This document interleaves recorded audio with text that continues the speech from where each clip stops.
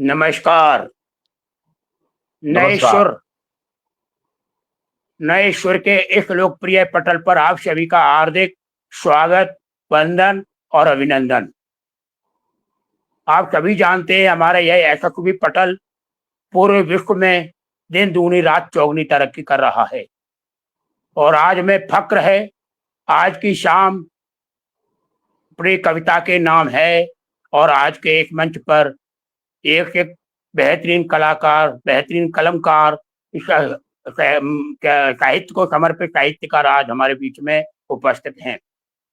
इस कार्यक्रम की अध्यक्षता करना है हमारे रत्नेश्वर जी, जो पटना की धरती के हैं, थोड़ी देर में जुड़ने वाले हैं, लेकिन इस समय हमको नहीं छोड़ता तो हम समय को नहीं छोड़ पाएंगे। लिहाजा आज के हमारे गरिमामयी कार्यक्रम के मुख्य अतिथि आदरणीय शैलेंद्र बादल जी, जो हमारे हमीरपुर की धरती से हैं, वो आज के कार्यक्रम के मुख्य अतिथि हैं।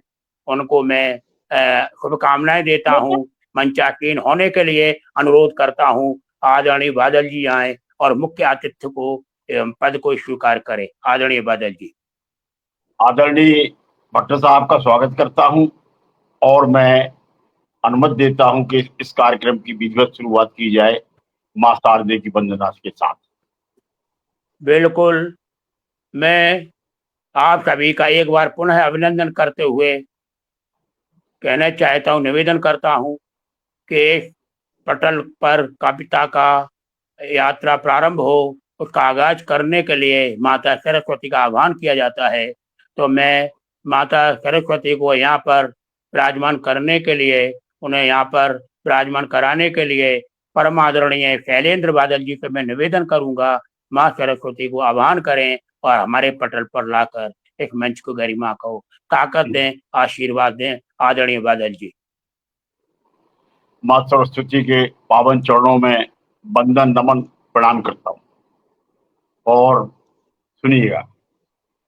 मां मेरी आंखों में तुम, मां मेरी आंखों में तुम, अपनी करुणा दे दे।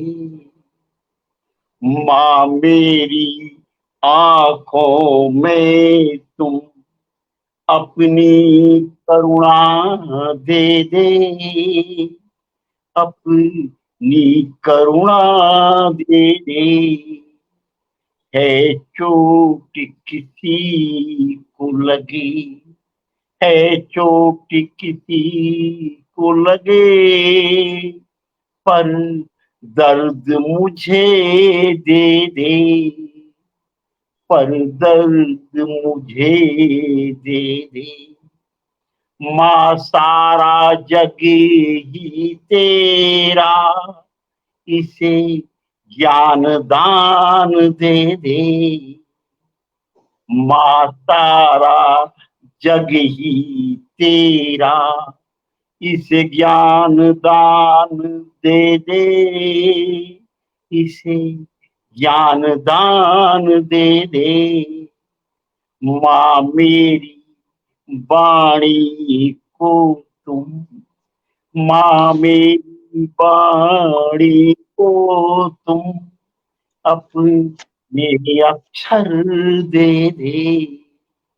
मां मेरी वाणी को तुम, अपने अक्षर दे दे, अपने अक्षर दे दे।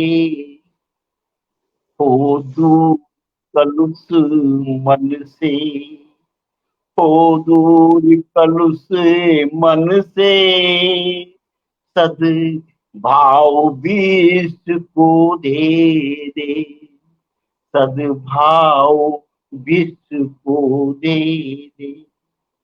मां मेरी पीड़ाओं को अपने स्वर दे दे, मेरी पीड़ाएं बन जाएं जग की पीड़ा बन के।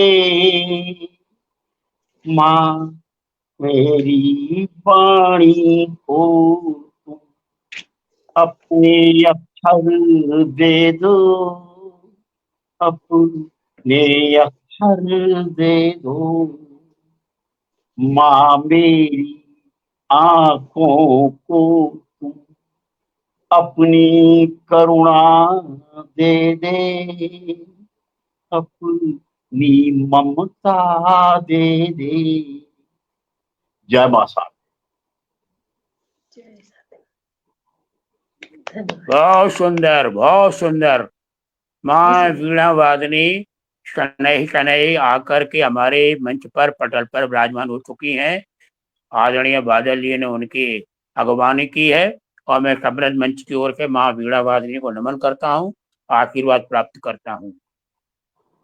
इधर माँ वीणा वादनी को बुलाया, उधर हमारे बीच माननीय श्रोता गणों का भी आना शुरू हो गया। हमारे बीच मंजू मौर्य आ चुकी, उनकी पावन उपस्थिति को प्रणाम करता हूँ। तो सोहनलाल शर्मा जी, मोहन सिंह कुशवाहा जी, निशा गुप्ता नयन जी, ये हमारे बीच में आ चुकी हैं। उनकी पावन उपस्थिति को प्रणाम करता हूँ, अभिनंदन करता हूँ। अब मैं इस कार्यक्रम का आगाज करने के लिए सबसे पहले मैं ग्रेटर नोएडा की धरती से मैं आवाज देता हूँ। मैं पहले उनके बारे में संक्षिप्त जानकारी देना इसलिए समीचीन समझता हूँ कि ये एक बात याद रहे, ये हमारा पटल विश्व के बड़े बड़े देशों में देखा जा रहा है और यह हमें फक्र है कि हम घर बैठे पूरी दुनिया में घूम आने का अवसर प्राप्त होता है। ये काम साहित्यकार ही कर सकता है।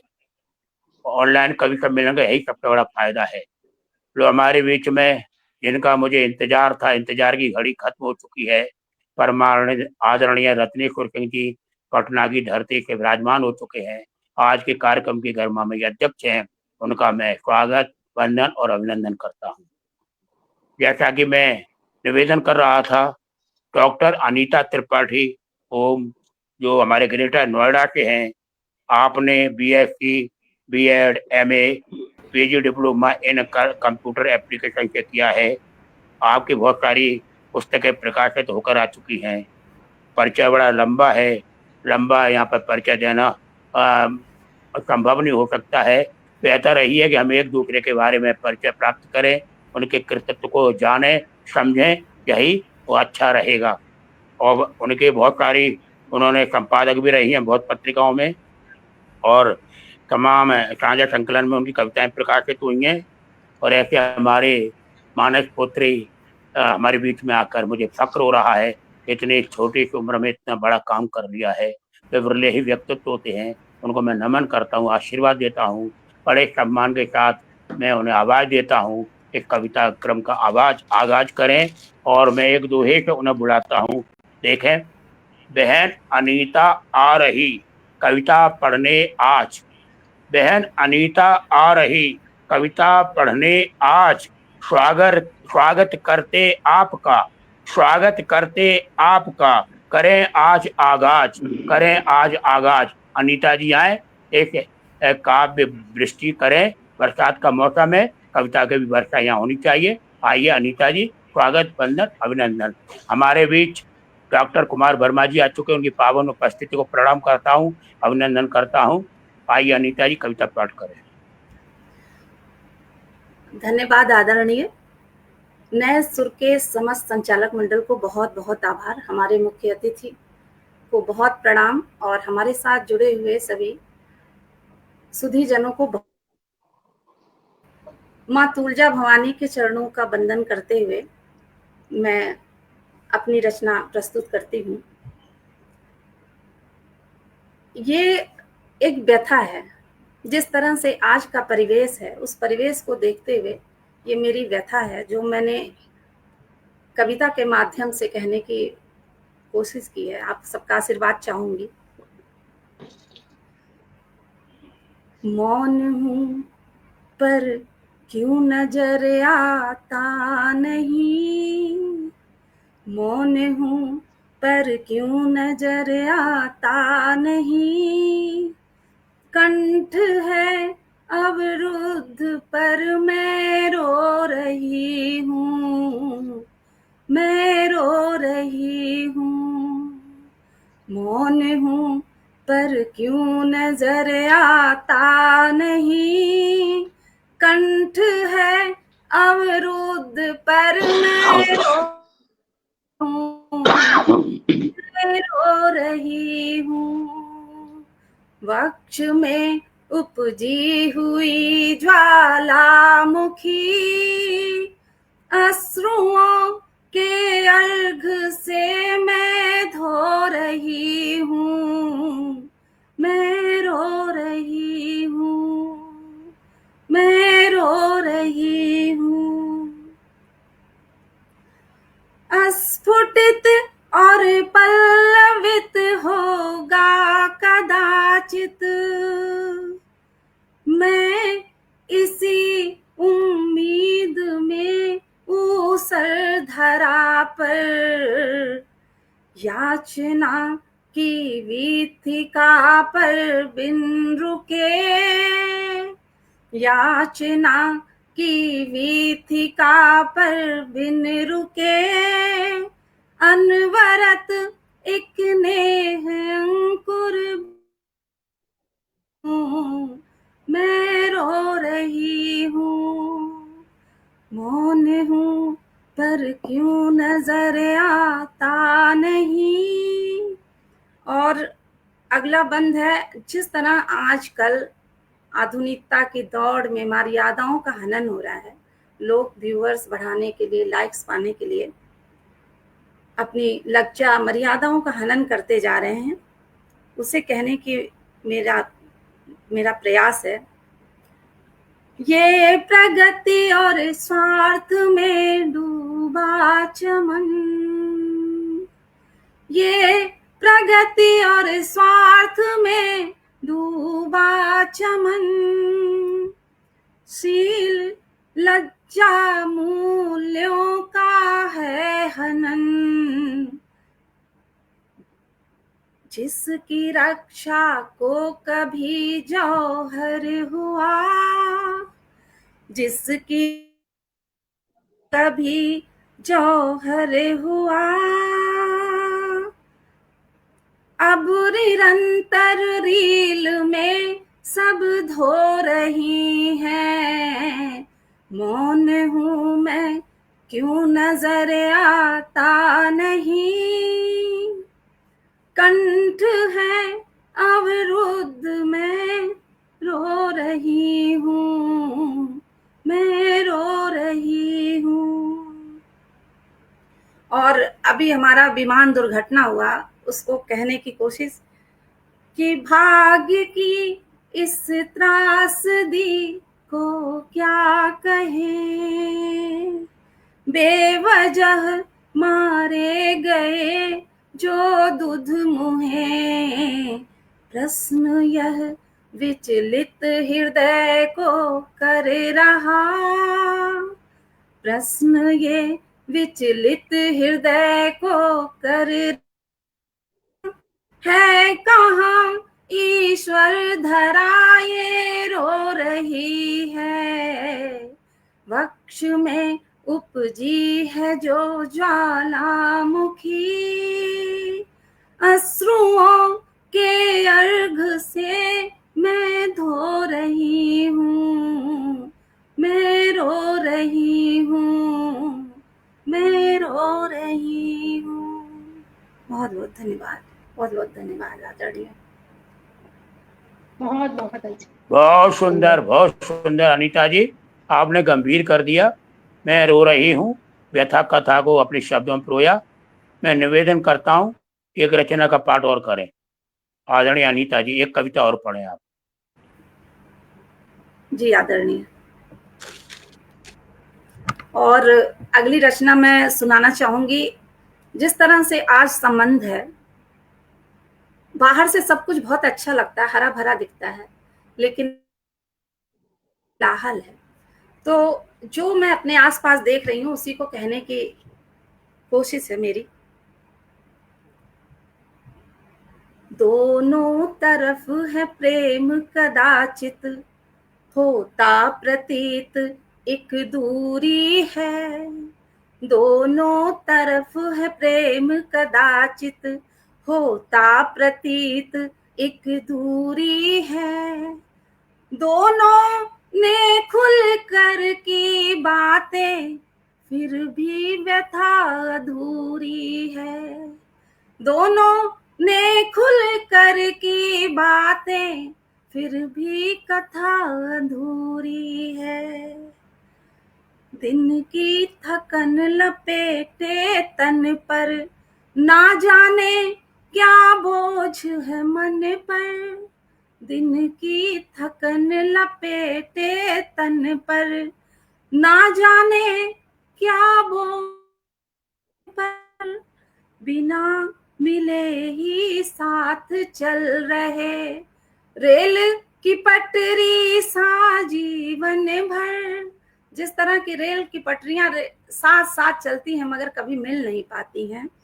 दिन की थकन लपेटे तन पर, ना जाने क्या बोझ है मन पर, बिना मिले ही संग चल रहे, रेल की पटरी सा जीवन भर।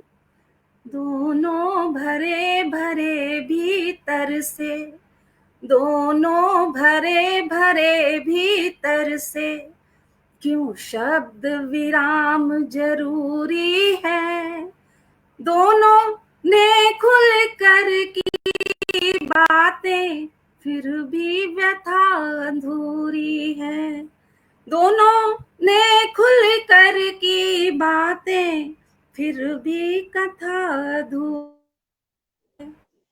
और संघर्षों की बलि वेदी पर क्या क्या भेंट चढ़ाऊं मैं।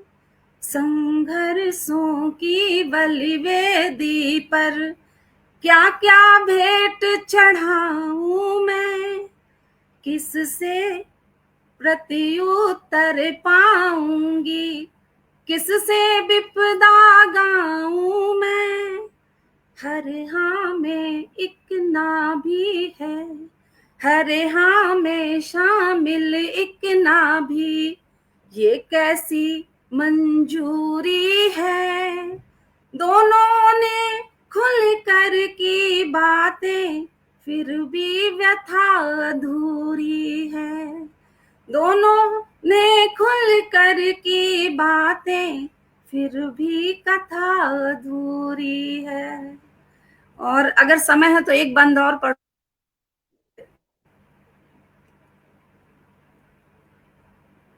और अंतिम इसका बंद है। जिस तरह से आज के पुरुष हमारे सबसे ज्यादा हमारे जो युवा वर्ग हैं जो है बहुत क्षणिक उन्माद में आकर ब्याह तो रचा लेते हैं, लेकिन इनके संबंध चल नहीं पाते हैं और लास्ट में उसका जो रिजल्ट होता है बहुत ही बुरा होता है।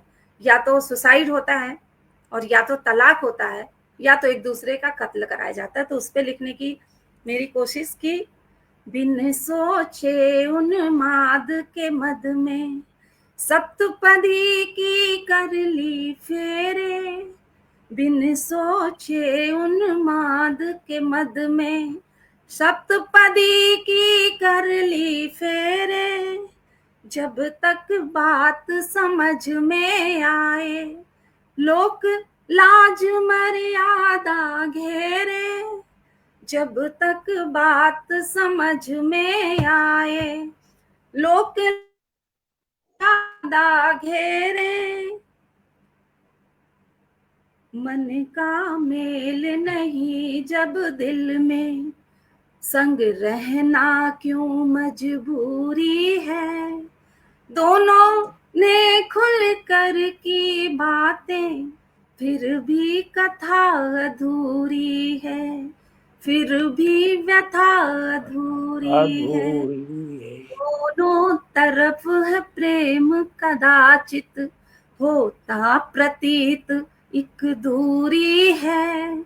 दोनों ने खुल कर की बातें फिर भी व्यथा अधूरी है। बहुत बहुत प्रणाम। बहुत बढ़िया, बहुत शानदार आपकी गमगीन रचना ने हम सभी को नम कर दिया। व्यथा फिर भी अधूरी है। वाकई में जीवन का दर्शन आपने यहाँ पर प्रस्तुत किया और मैं मुग्ध हो गया। कभी कभी ऐसी रचनाएं हमको सुनने को मिलती है, तब मुझे लगता है कि मैं आदमी के रूप में जी रहा हूँ, वरना हम तो अभी तक भगवान बन गए हैं, ऐसा मुझे लगता है कभी कभी। बहुत अच्छा, हमारे सामने गुस्ताख हिंदुस्तानी आ चुके हैं, उनकी पावन उपस्थिति को प्रणाम करता हूँ। एक बार मैं स्वागत कर लूँ श्रोताओं का। हमारे सामने मंजू मौर्य जी आ चुकी हैं, मोहन सिंह जी, निशा गुप्ता, नयन जी, सोहनलाल शर्मा जी, नए स्वर के माध्यम से प्रमोद तिवारी जी की पूरी कंपनी हमको शुभकामनाएं दे रही है, अच्छे कमेंट्स दे रही है।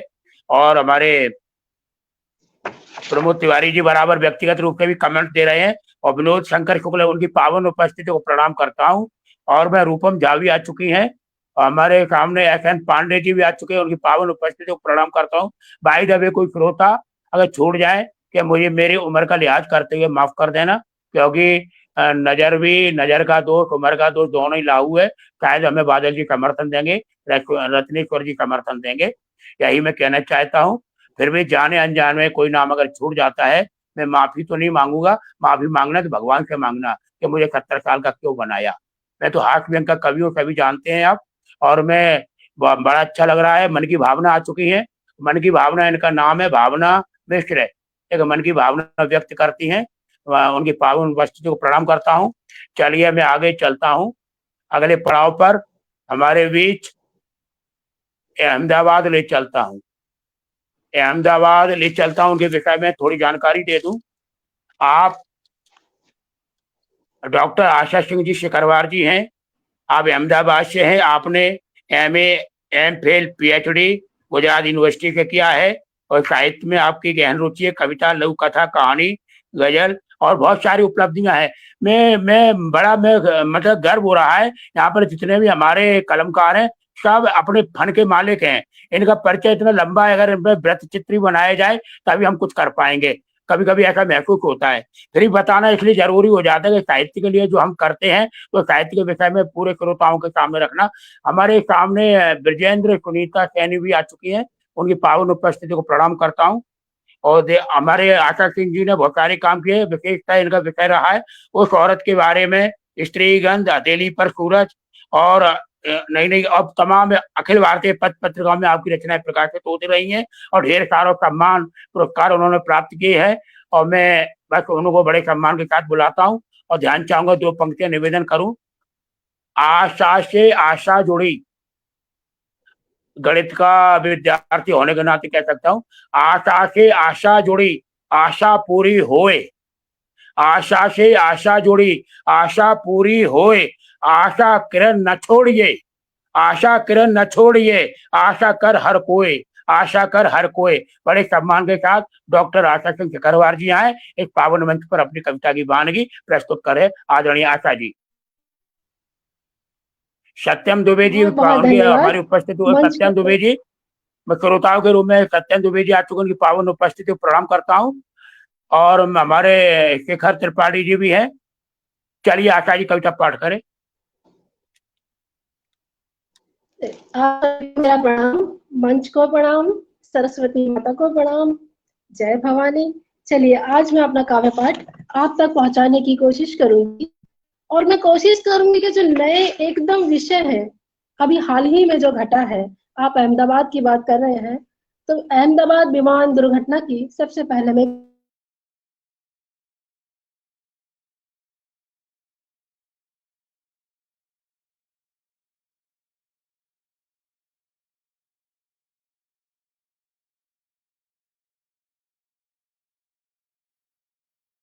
बस ये हमकी चूक हो जाती है, नेट की पूजा नहीं करते हैं तो नेट परेशान करता है। थोड़ा इंतजार करें या फिर आगे बढ़ें। अध्यक्ष महोदय जी, ना थोड़ा इंतजार कर लीजिए। हाँ थोड़ा इंतजार ठीक है, करते हैं ठीक है। पहले तो सभी लोगों से मैं क्षमा मांग रहा हूं कि 5 मिनट पहले मैं जुड़ा था बैक स्टेज पर, जब उनका फोन आया तो मैं कह रहा कि मैं बैक स्टेज पर हूं, लेकिन कुछ विलंब हो गया, 5 मिनट विलंब हो गया। चलो आशा जी आ गई। आशा जी हाँ अपनी बात शुरू करें। पाठ आरंभ कर रही। कविता का शीर्षक है हाथ से।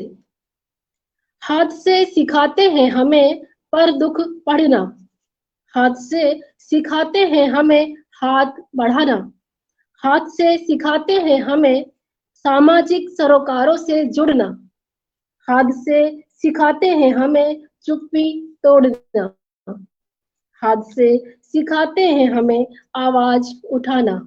चलिए, ये मेरी छोटी सी रचना थी विमान दुर्घटना पर। अब मैं हाल ही में एक स्त्री विषयक रचना प्रस्तुत कर रही हूँ। शीर्षक है पगडंडी। तुम अपराधी हो उस स्त्री के जिसे तुमने देह समझा, तुम अपराधी हो उस स्त्री के जिसे तुमने देह समझा, और सबसे ज्यादा ये कि वो अपने स्वाभिमान से समझौता कर लेगी। तुम अपराधी हो उस स्त्री के जिसकी प्रतिभा को तुमने नजरअंदाज किया, उसके जीवन पथ को दुर्गम जटिलताओं से भर दिया, उसके स्वाभिमान को चुनौती दी, उसके साहस को झकझोर दिया। हाँ, मुझे मालूम है अभी बहुत दूर हूं मैं व्यक्ति होने के ख्याल से, अभी बहुत दूर हूं मैं तुम्हारी सोच के दायरे से, पर फिर भी तुम उसका कुछ नहीं बिगाड़ पाओगे। वह संघर्ष की पगडंडी पर चलना जानती है, वह टूटी नहीं है, बना लेगी अपने लिए एक रास्ता जो समझौते से परे होगा। ये मेरी दूसरी रचना थी। एक और रचना मैं प्रस्तुत कर रही हूँ जिसका शीर्षक है पैरालाइज। एक छोटी सी भूमिका बताऊंगी कि आज दिनों दिन जिस तरीके से पैरालाइज बढ़ रहा है उसके ऊपर लिखी हुई है। एक आदमी का पैरालाइज होना मतलब एक घर का पैरालाइज होना है। हर तीसरे घर में एक व्यक्ति पैरालाइज। प्रतिदिन बढ़ती जा रही है ये बीमारी, जैसे बढ़ रहा है कैंसर, दमा, थायराइड, टीवी। हर घर की छत गिरी है, अभावग्रस्त है घर, रीढ़ की हड्डी पर चोट लगी है, मांसपेशियों ने काम करना बंद कर दिया है, अपने बल पर खड़ा नहीं हो सकता आदमी, छत के गिरने से नीचे दब गया है परिवार, दीवारें चटक गई हैं, हिल गई है घर की नींव, सैतीर गिर गई है। ये सब घटा एक दिन में, एक क्षण में बदल गई एक साथ कई जिंदगियां, एक सपने टूटे, कई सपने टूटे, वर्तमान की समस्याएं, भविष्य के फैसले, सब के सब विफलताओं की बलि चढ़ गए। बच्चे मोहताज हो गए दुनिया के, जवान बेटी असुरक्षित, पत्नी का एक हाथ कट गया, एक हाथ उसे अब रखने हैं दो जगह, बाहर और भीतर। अब एक छोटी सी रचना और प्रस्तुत कर रही हूँ। शीर्षक है बुरे दिनों में। बुरे दिनों में अंत हो गया खेल का, जाने कब से लोग ताली पीट रहे थे, जाने कब से लोग ताली पीट रहे थे, हंस रहे थे लोग, अपने अपने घर जा चुके थे। मैंने ना पर्दा डाला, मैंने ना दरवाजे बंद किए, ऐसा कुछ नहीं किया जैसा लोग करते हैं अपने बचाव में। एक शोर उठा, मेरा घर गिरफ्त में आ गया। एक और छोटी रचना, ये भी इसी का शीर्षक है बुरे दिनों में।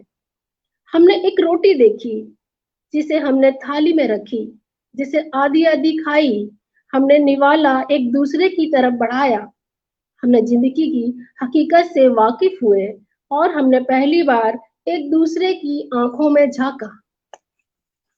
एक छोटी सी रचना और मैं पढ़ूंगी जिसके बिना मेरा ये काव्य पाठ अधूरा रहेगा। इसी तरह सोचो, इसी तरह सोचो, धूप में तपने दो देह, गुप अंधेरे में सिकुड़ गई है। मेमना सी कांपती आवाज ने किले की दीवारों को फांदा है, नई राह पकड़ी है। लोहा आग में पिघलता है, तब लेता है आकार। किसी भी सांचे में ढल जाए वो अपनी ताकत नहीं खोता। बिटिया, इसी तरह सोचो, तभी जिंदा रह पाओगी इस जंगल में। एक छोटी सी रचना, क्योंकि बरसात हो रही है और मैं ज्यादा समय जाया नहीं करूंगी, मैं जल्दी ही पढ़ लूंगी। कविता का शीर्षक है तुम और मैं। तुम और मैं एक साथ चल रहे हैं समानांतर। बारिश की बूंदें भिगो रही हैं दोनों को, फिर भी चुपचाप लगा रखी है अपनी अपनी हथेली। भीतर बिछ रही है हरितिमा, भीतर बिछ रही है हरितिमा। एक दूसरे की आंखों में झांकते हुए सूखे होठों से हंसी की परत खुलती है, दूधिया झगड़ों से जा मिलती है। धन्यवाद। आप सभी का धन्यवाद, इतनी सुंदरता से आपने सुना। नहीं, बहुत बढ़िया आपने बिंबों का आपने और प्रतीकों का। एक मिनट मैं सुन नहीं लूंगा। इतना बढ़िया बिंबों का और प्रतीकों का नई कविता में आपने प्रयोग किया, जिसकी जितनी सराहना की जाए। मैं अंत में इस पर, इन कविताओं पर, छोटी छोटी कविताओं पर मैं बीच बीच में गायब हुआ हूं। अब पहले मैं 1 मिनट समय इसलिए लिया कि सभी लोगों से मैं क्षमा मांग सकूं, क्योंकि मैं जहां रहता हूं एक विवाद भयंकर आपस में हो गया, उसमें पंचायती धन्यवाद। में हमें रख दिया गया था।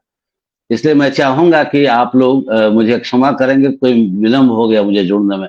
अभी भी बीच बीच में चूंकि मेरी आवश्यकता पड़ रही है, इसलिए मुझे जाना पड़ रहा, लेकिन अब शांत हो गया है। अब मैं रहूंगा आपके साथ।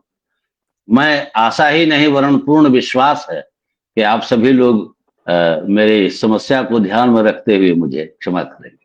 चलिए आगे बढ़िए सर। नहीं आदरणीय, ऐसी कोई बात नहीं है।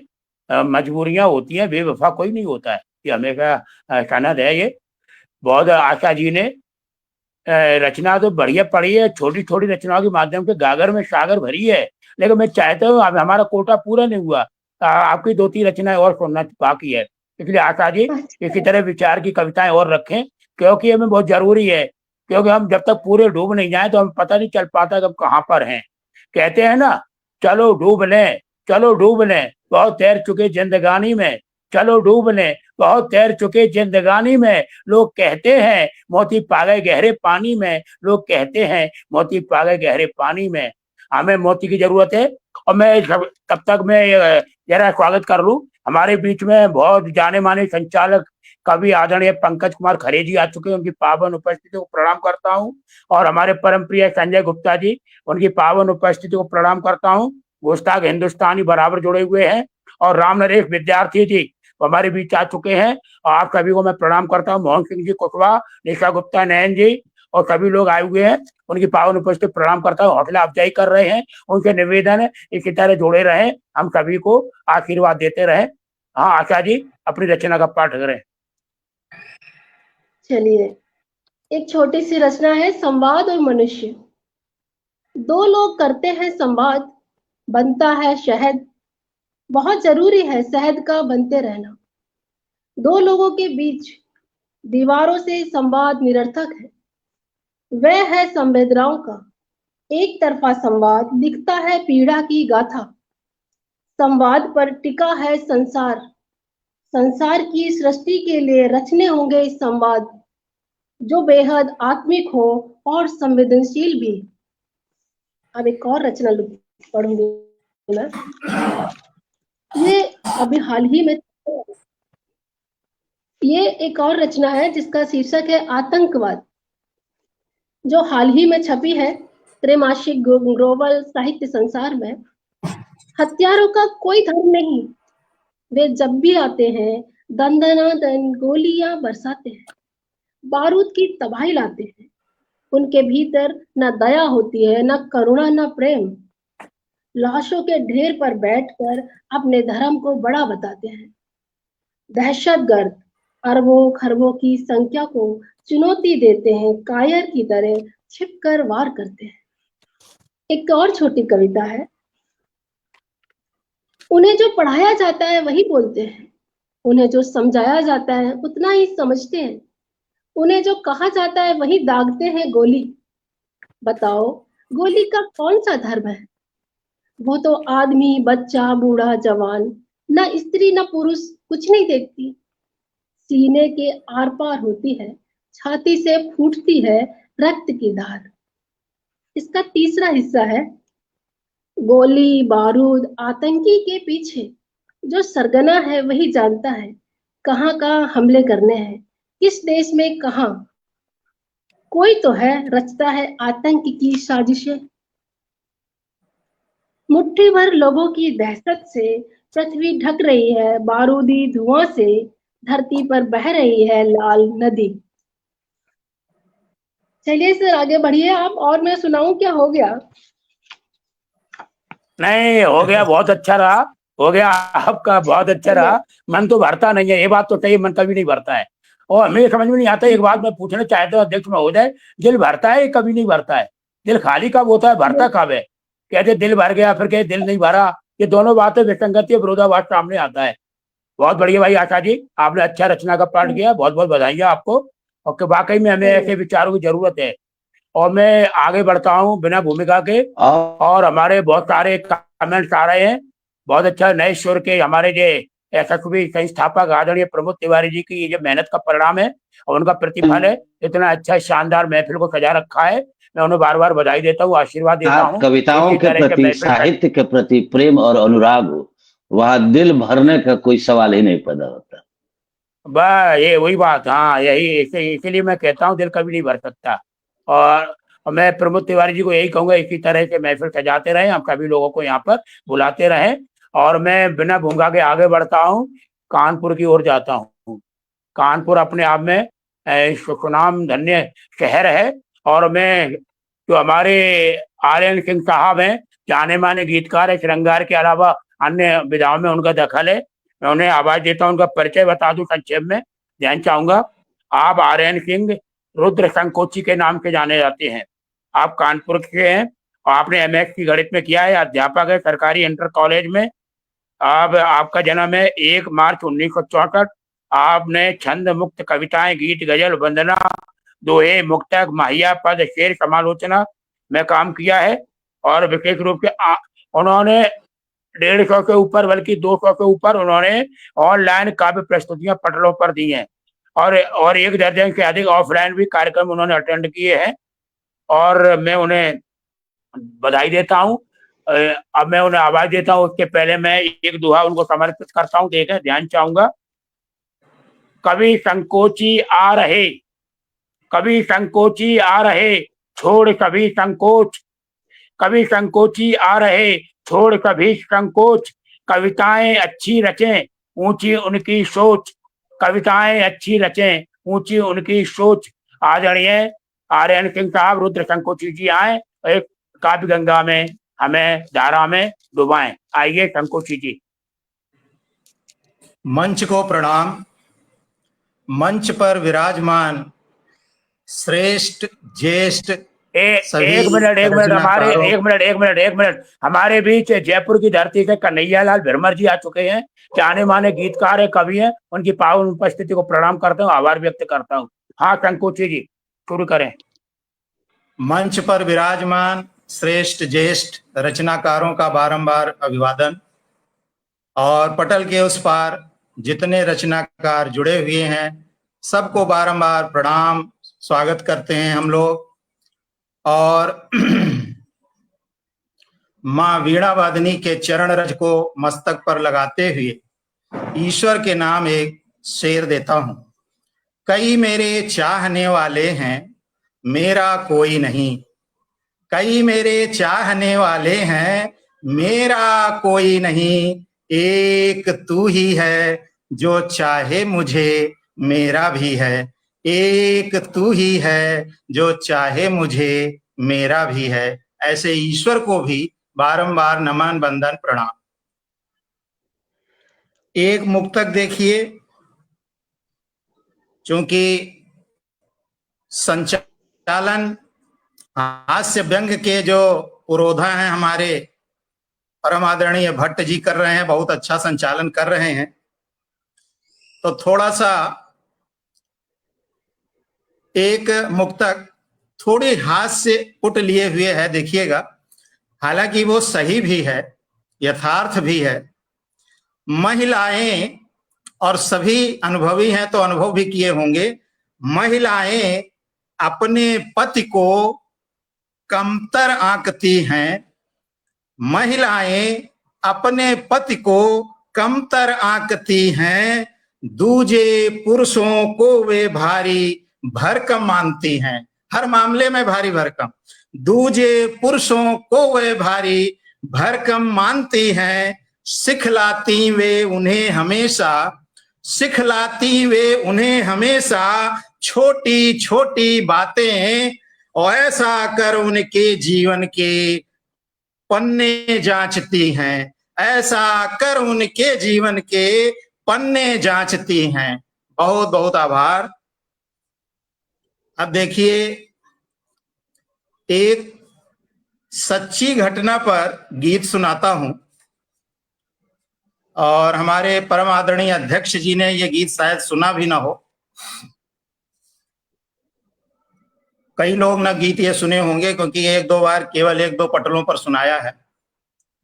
घटना यूं है, भूमिका थोड़ा देता हूं, कि छुट्टियों में मैं कानपुर गया था, गर्मी की छुट्टियों में। तो पत्नी ने कहा कि आज लाइए गन्ने का रस और उसमें दही मिला के पिया जाए। तो दो ही लोग इस समय हम हैं, तो 2 गिलास गन्ने का रस मैं लेने गया। वहीं पर हमने कहा ही था कि 2 गिलास गन्ने का रस बगैर बर्फ के दीजिए। तब तक एक स्कूटी पर लड़की आई, और बहुत खूबसूरत, शरीर सौष्ठव भी बहुत अनुपम, कद काठी ठीक ठाक, सुंदर चेहरा गौर वर्ण।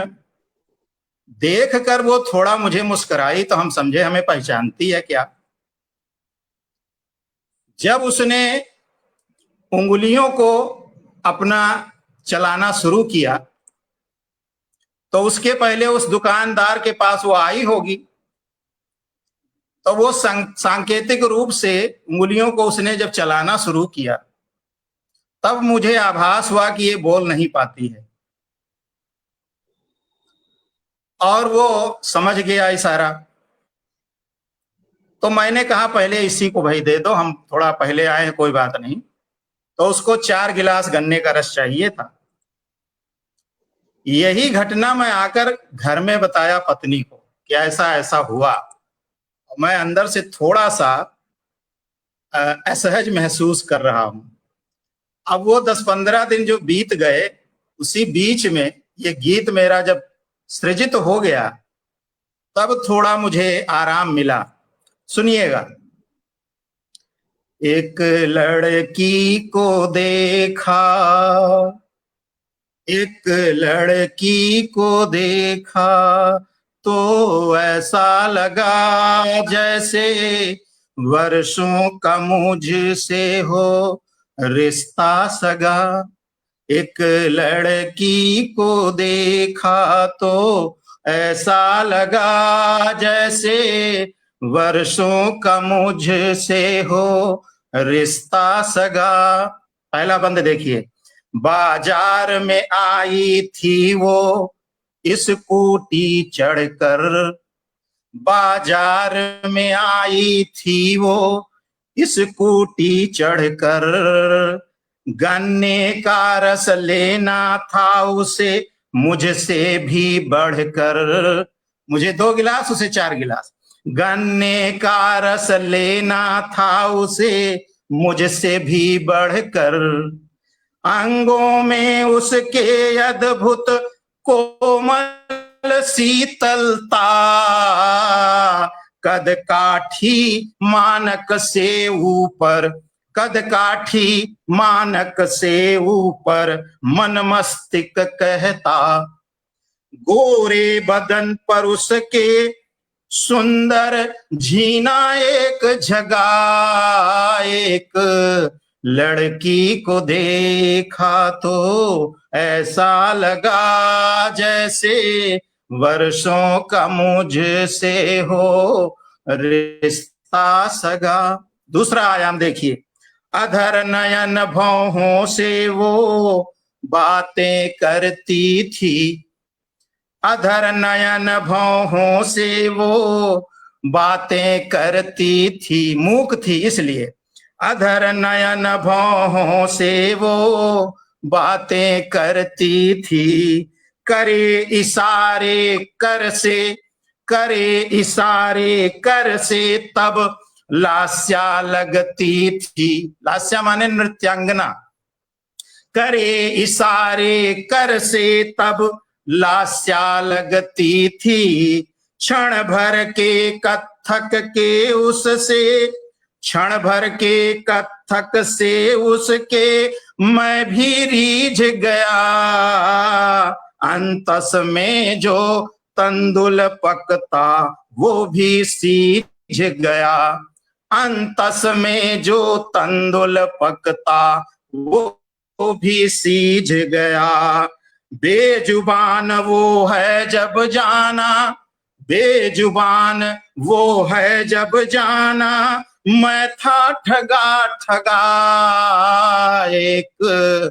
लड़की को देखा तो ऐसा लगा जैसे वर्षों का मुझसे हो रिश्ता सगा। और अंतिम में देखिए मैंने क्या सोचा, क्या अनुभव किया। हे ईश्वर इस सुंदर कृति में, हे ईश्वर इस सुंदर कृति में कैसी भूल हुई, हे ईश्वर इस सुंदर कृति में कैसी भूल हुई, बदली छाई बिजली चमकी बारिश नहीं हुई, सब कुछ था उसके पास, केवल जुबान नहीं थी। बदली छाई बिजली चमकी बारिश नहीं हुई, पछताया समझाया स्वयं को, पछताया समझाया स्वयं को ठौर नहीं पाया, सुघड़ स्वभाव की मलिका को भूल नहीं पाया, सुघड़ स्वभाव की मलिका को भूल नहीं पाया, स्वप्न प्रसंग नहीं श्रोताओं, स्वप्न प्रसंग नहीं श्रोताओं, मैं चैतन्य जगा एक लड़की को देखा तो ऐसा लगा जैसे वर्षों का मुझसे हो रिश्ता सगा, जैसे वर्षों का मुझसे हो रिश्ता सगा। बहुत बहुत आभार। बहुत बढ़िया, बहुत शानदार। क्या कहने क्या चित्रांकन किया आपने, बहुत बढ़िया शब्दांकन किया चित्र को। मैं चाहता हूँ संकोची जी एक कविता और होनी चाहिए आपकी, बहुत जरूरी है। हमारे बीच में पंकज खरे जी बराबर अच्छे कमेंट्स लिख के हमको हौसला अफजाई कर रहे, मैं उनका बार बार धन्यवाद ज्ञापित करता हूँ। हमारे बीच आदरणीय प्रकाश चंद्र पाराकर जी आ चुके हैं, उनकी पावन उपस्थिति को प्रणाम करता हूँ। और मैं आर्यन सिंह साहब को निवेदन करूंगा एक कविता का और पाठ करें। आर्यन सिंह साहब, लाजवाब आपने रचना का पाठ किया, एक और लाजवाब रचना आप दें। बहुत बहुत आभार आपका और सभी सुधी जन श्रोताओं, श्रेष्ठ रचनाकारों का बारंबार अभिवादन। एक विरह वेदना गीत प्रस्तुत करता हूं, देखिएगा। यादों के जब सजल नयन में जीवन बसता है, यादों के जब सजल नयन में जीवन बसता है, विरह अगन की तेज तपन में तन मन जलता है, विरह अगन की तेज तपन में तन मन जलता है, यादों के जब सजल नयन में जीवन बसता है, विरह अगन की तेज तपन में तन मन जलता है। पहला आयाम देखिए। काली बदली सबके हित में जल बरसाती है, काली बदली सबके हित में जल बरसाती है, शबनम की अमृत बूंदे भी हर्षाती हैं, सबनम की अमृत बूंदे भी ये हर्षाती हैं। विरह वेदना में विलीन मन, विरह वेदना में विलीन मन दर्द ही सहता है। विरह अगन की तेज तपन में तन मन जलता है। और अगला आयाम देखिए, प्रेम भाव का दीपक जलता, प्रेम भाव का दीपक जलता, पर ना मिलता कहीं उजाला। लहरें ही पतवार छीनती, लहरें ही पतवार छीनती, सागर से यूं रिश्ता पाला। चित्त व्यथित होकर अमनी पर, चित्त व्यथित होकर अमनी पर नंगे पांव चला करता है। विरह अगन की तेज तपन में तन मन जलता है। और अगला बंद देखिएगा, क्या उर को उग्र बड़वानल में, क्या उर को उग्र बड़वानल में तिल तिल कर जलना होगा। क्या कंपित पातों से मन में, क्या कंपित पातों से मन में स्वरमाला गुनना होगा। सुप्त सिंधु अंतस में शुद्धियों, सुप्त सिंधु अंतस में शुद्धियों का मंजर उठता रहता है। विरह अगन की तेज तपन में तन मन जलता है। यादों के जब सजल नयन में जीवन बसता है। विरह अगन की तेज तपन में तन मन जलता है। ये हो गया विरह वेदना का जो डार्कनेस है उसका पक्ष। अब एक सुखद पक्ष भी दे रहा हूं अंतिम बंद में, देखिएगा। प्रेम वियोग से पूरित चित, प्रेम वियोग से पूरित चित यह चमत्कार करता है। अदना सा कभी भी अक्सर ही, अदना सा कभी भी अक्सर ही शीर्ष शिखर चढ़ता है। प्रेम वियोग से पूरित चित यह चमत्कार करता है। अदना सा कभी भी अक्सर ही शीर्ष शिखर चढ़ता है। इसी भाव में उद्धव गोपी, इसी भाव में उद्धव गोपी का जीवन दर्शन पलता है। विरह अगन की तेज तपन में तन मन जलता है। यादों के जब सजल नयन में जीवन बसता है। विरह अगन की तेज तपन में तन मन जलता है, तन मन जलता है। बहुत बहुत आभार। शानदार, जानदार, विशुद्ध ईमानदार गीत रचना की प्रस्तुति, बधाई हो आर्यन साहब, आपने कमाल कर दिया, पूरा मंच लूट लिया।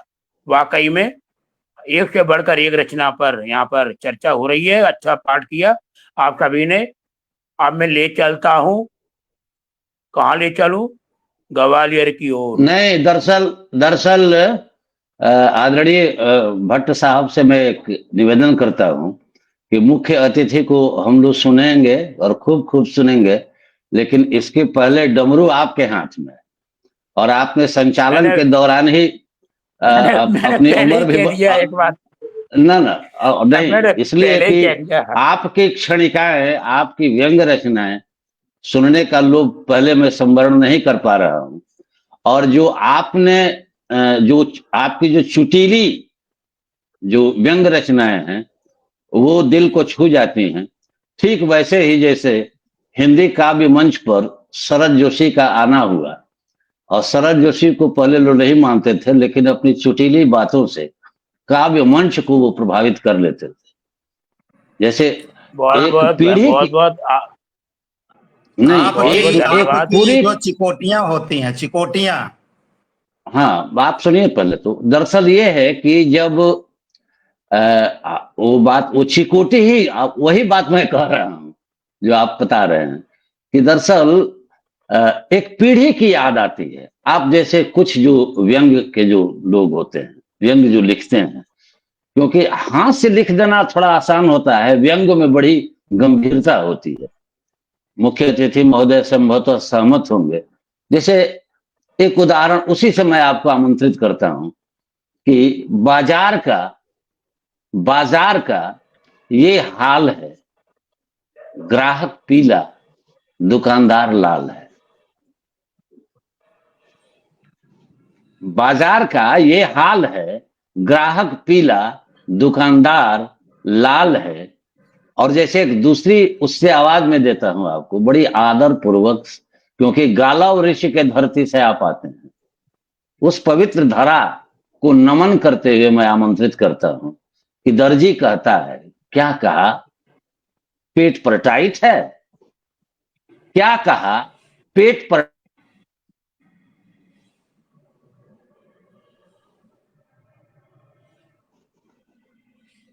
आवाज नहीं आ रही है, नेटवर्क चला गया होगा। चलिए दर्जी कहता तो आई है, ना, क्या कहा पेट पर टाइट है, जैसा बना हो ले जाइए, कुर्ते को पेट के मुताबिक बनाइए। तो से ही हमारे बीच जो है वो पूरे आभासी दुनिया में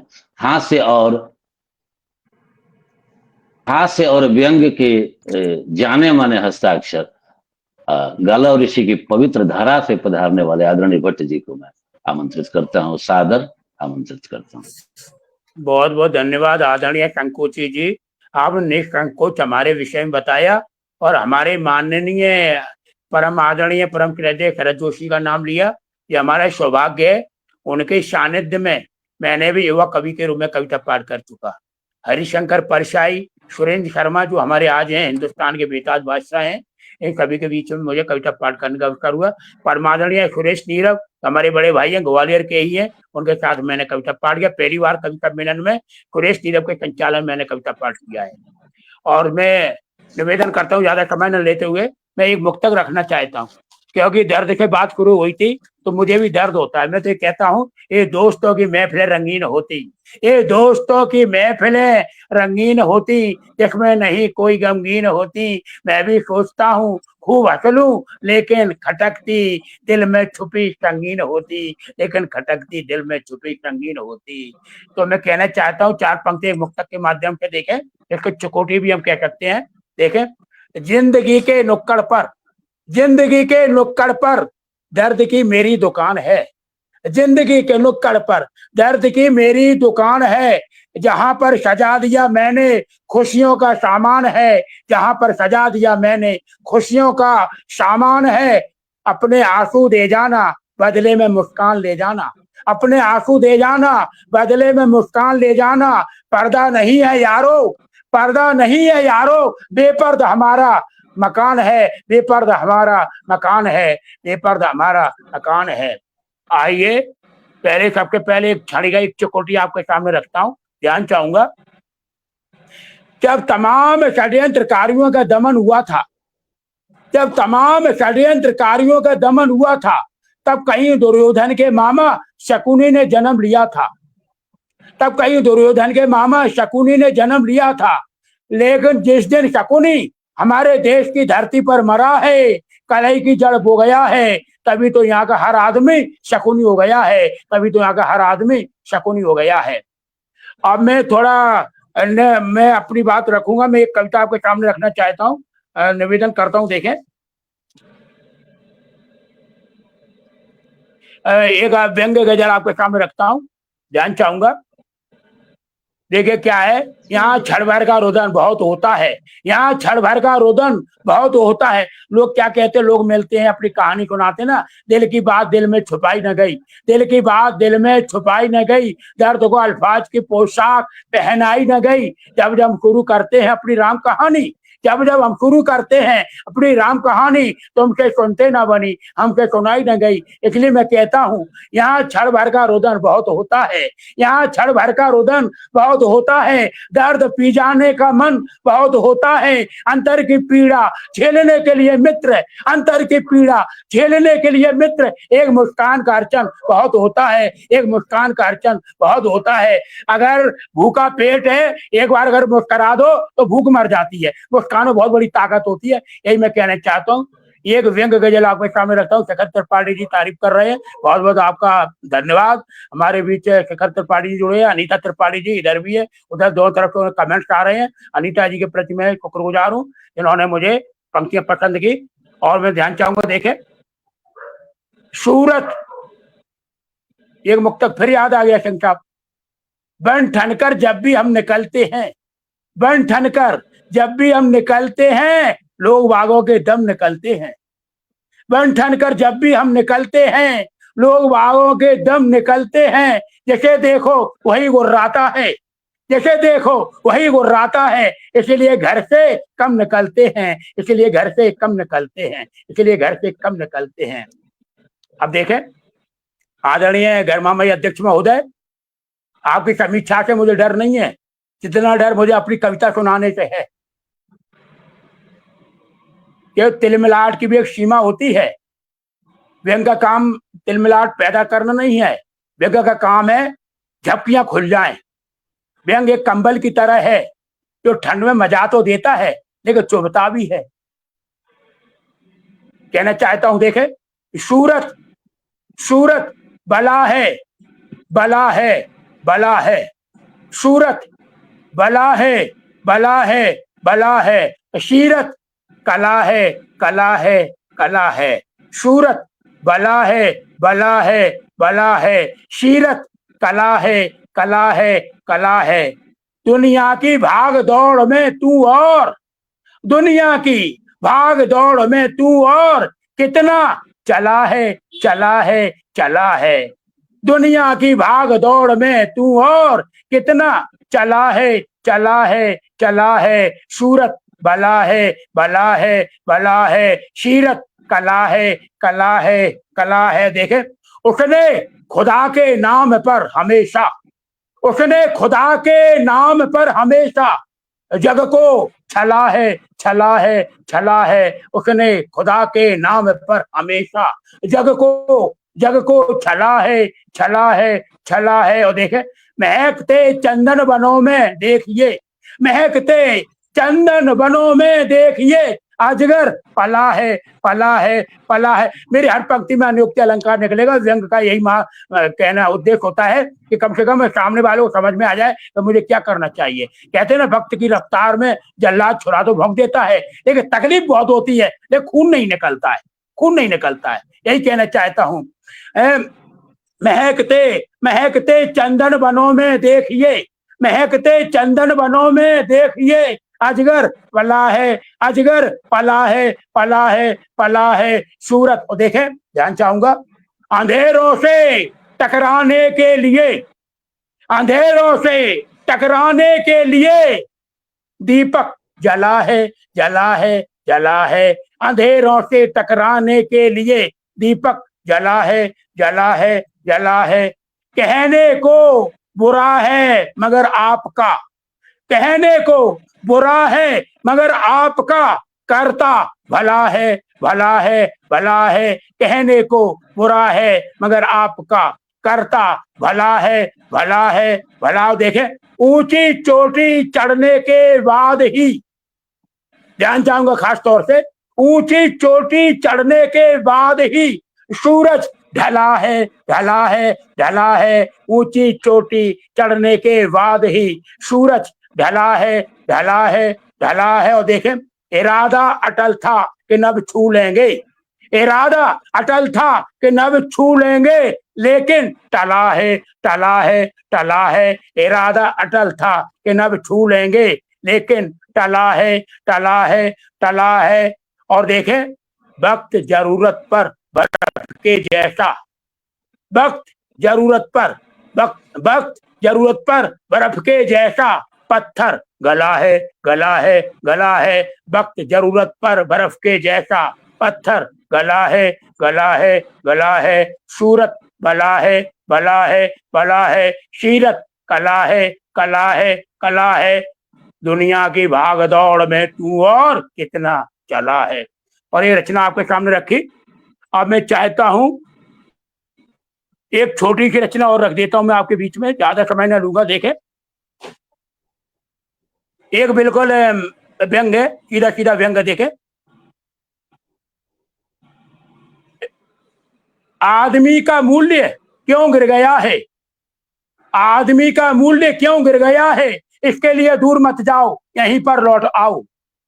आदमी का मूल्य क्यों गिर गया है, इसके लिए दूर मत जाओ, यहीं पर लौट आओ। इस लंबी चौड़ी भीड़ में व्याप्त माहौल के बीच, इस लंबी चौड़ी भीड़ में व्याप्त माहौल के बीच, एक ने कहा दूसरे ने सुना, एक ने कहा दूसरे ने सुना, तीसरे ने बाबा तिरेक में ताली बजाई, तीसरे ने बाबा तिरेक में ताली बजाई, चौथे ने शोर मचाया, बाकी ने सुर में सुर मिलाया, चौथे ने शोर मचाया, बाकी ने सुर में सुर मिलाया। लेकिन हुआ क्या, ताली बजाने वाले की हो गई पिटाई, लेकिन हुआ क्या, ताली बजाने वाले की हो गई पिटाई। दूसरा धीमे से खिसक गया, दूसरा धीमे से खिसक गया।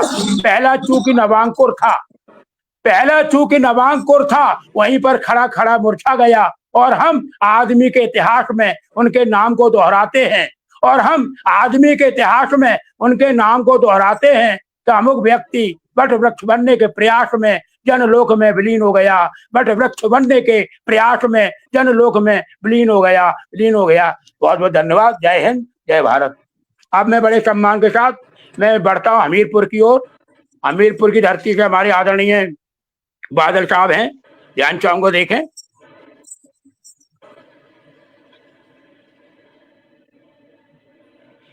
शैलेंद्र शर्मा बादल जी हमारे आज के कार्यक्रम के मुख्य अतिथि हैं। आप एडवोकेट हैं और अध्यक्ष अखिल भारतीय साहित्य परिषद राठ वहाँ हमीरपुर जिले में है, वहाँ के आप अध्यक्ष हैं। आपको विशेष सम्मान मिल चुके हैं, हिंदी सेवा सम्मान जो JMD पब्लिकेशन दिल्ली ने दिया, काव्य श्री सम्मान, राष्ट्र गौरव सम्मान, विश्व रचनाकार मंच सम्मान ग्वालियर में मंजिल ग्रुप द्वारा दिया गया है। बहुत सारे सम्मान आपको मिले हैं। ऐसे हमारे सम्मानीय व्यक्तित्व को पाकर हम बिल्कुल कृतज्ञ हुए, हमारा पटल धन्य हो गया। आप हर विधा में आपका लिखना है, लेखन है और बहुत सारी जानकारियां हैं। अब मैं बड़े सम्मान के साथ बादल जी आपको मैं आवाज देता हूं, आए। और मैं यही कहूंगा, बादल इतने बरस रहे हैं, बादल इतने बरस रहे हैं, फिर भी पौधे तरस रहे हैं। बादल इतने बरस रहे हैं, फिर भी पौधे तरस रहे हैं। है चमन को अचरज भारी, पानी कहाँ चला जाता है चमन को अचरज भारी, पानी कहाँ चला जाता है, पानी कहाँ चला जाता है। बड़े सम्मान के साथ शैलेंद्र शर्मा बादल जी आए, अपने मुख्य अतिथि के रूप में हम सभी को आशीर्वाद दें और कविता का पाठ करें। आदरणीय बादल साहब आइए सर। मैं इस और मंच को नमन करता हूँ। मंचासीन सभी स्वजनों को वंदन नमन प्रणाम करता हूँ कि मैं भारत सुनिएगा कि मैं ठहरा आवारा बादल, सारा भारत सा ये, और सारा गांव शहर मेरे अपने भारत का श्रृंगार किए, भारत का कि मैं ठहरा आवारा बादल, दर्द खुशी एक साथ लिए, वो सारा दर्द मेरा ही अपना, खुशियों का श्रृंगार किए, खुशियों का। ये है गीत सुना रहा हूं आज की कहानी। अब नहीं कोई राम आएगा कभी देश में, अब नहीं कोई राम आएगा कभी देश में। खो गए लक्ष्मण भरत भी, खो गए लक्ष्मण भरत भी, स्वार्थ के परवेश में। खो गए लक्ष्मण भरत भी, स्वार्थ के परवेश में। सो गया दशरथ कभी का कलयुगी परवेश में। सो गया दशरथ कभी का कलयुगी परवेश में।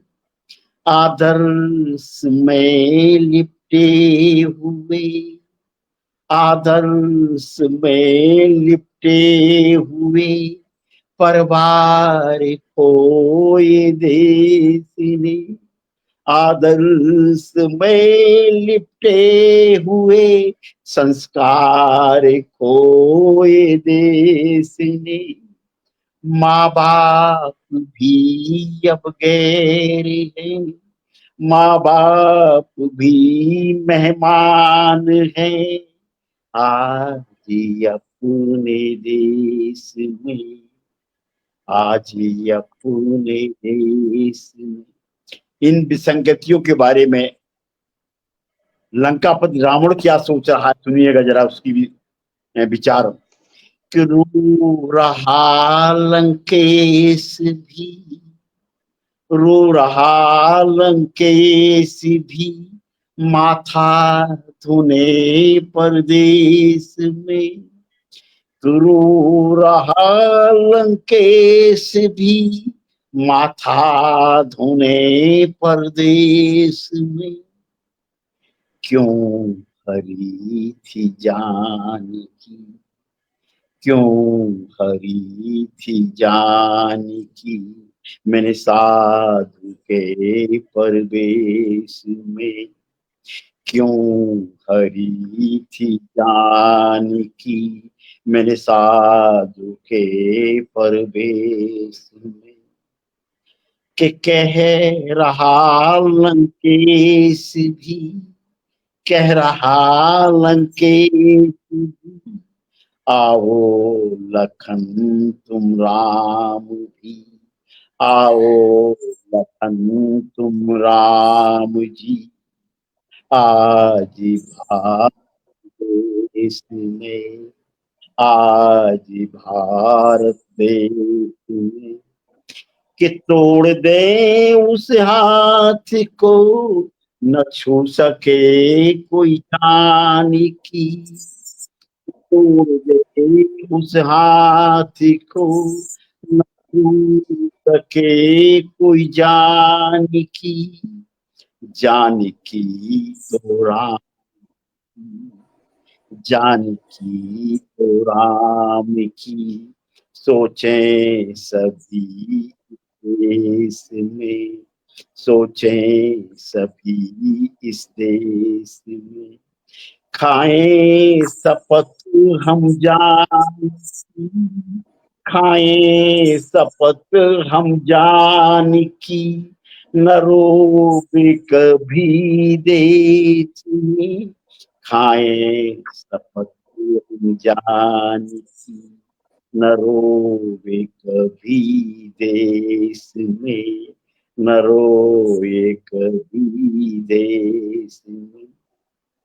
कि दिन मुकर्रर कर दिया, दिन मुकर्रर कर दिया, हिंदी का इस देश में दिन मुकर दिया, हिंदी का देश में अब नहीं नाम आएगा कभी इस देश में, अब नहीं कोई राम आएगा कभी देश में। अगला गीत सुनिएगा। स्वागत है।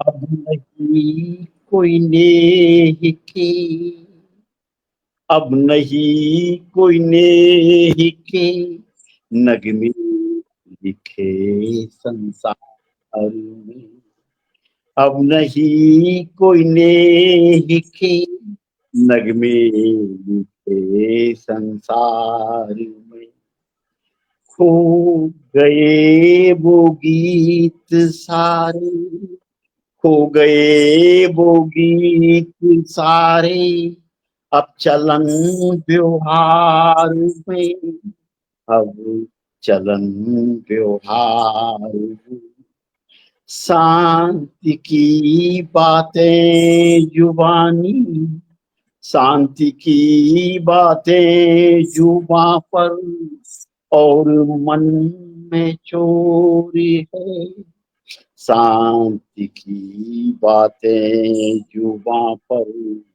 और मन में चोरी है। मिल रहे हैं हम गले, मिल रहे हैं हम गले, पर दिल कहीं तो और है, पर दिल कहीं तो और है।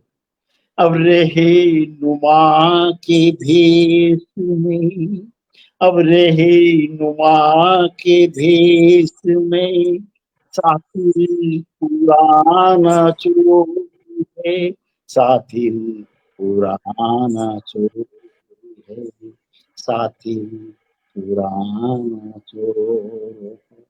संसद भी लहू लुहान है, संसद भी लहू लुहान है, लड़ते हैं नेता आजकल, लड़ते हैं नेता आजकल। अब हर कहीं जहाँ देखो कुटिलता का जोर है, कुटिलता का जोर है।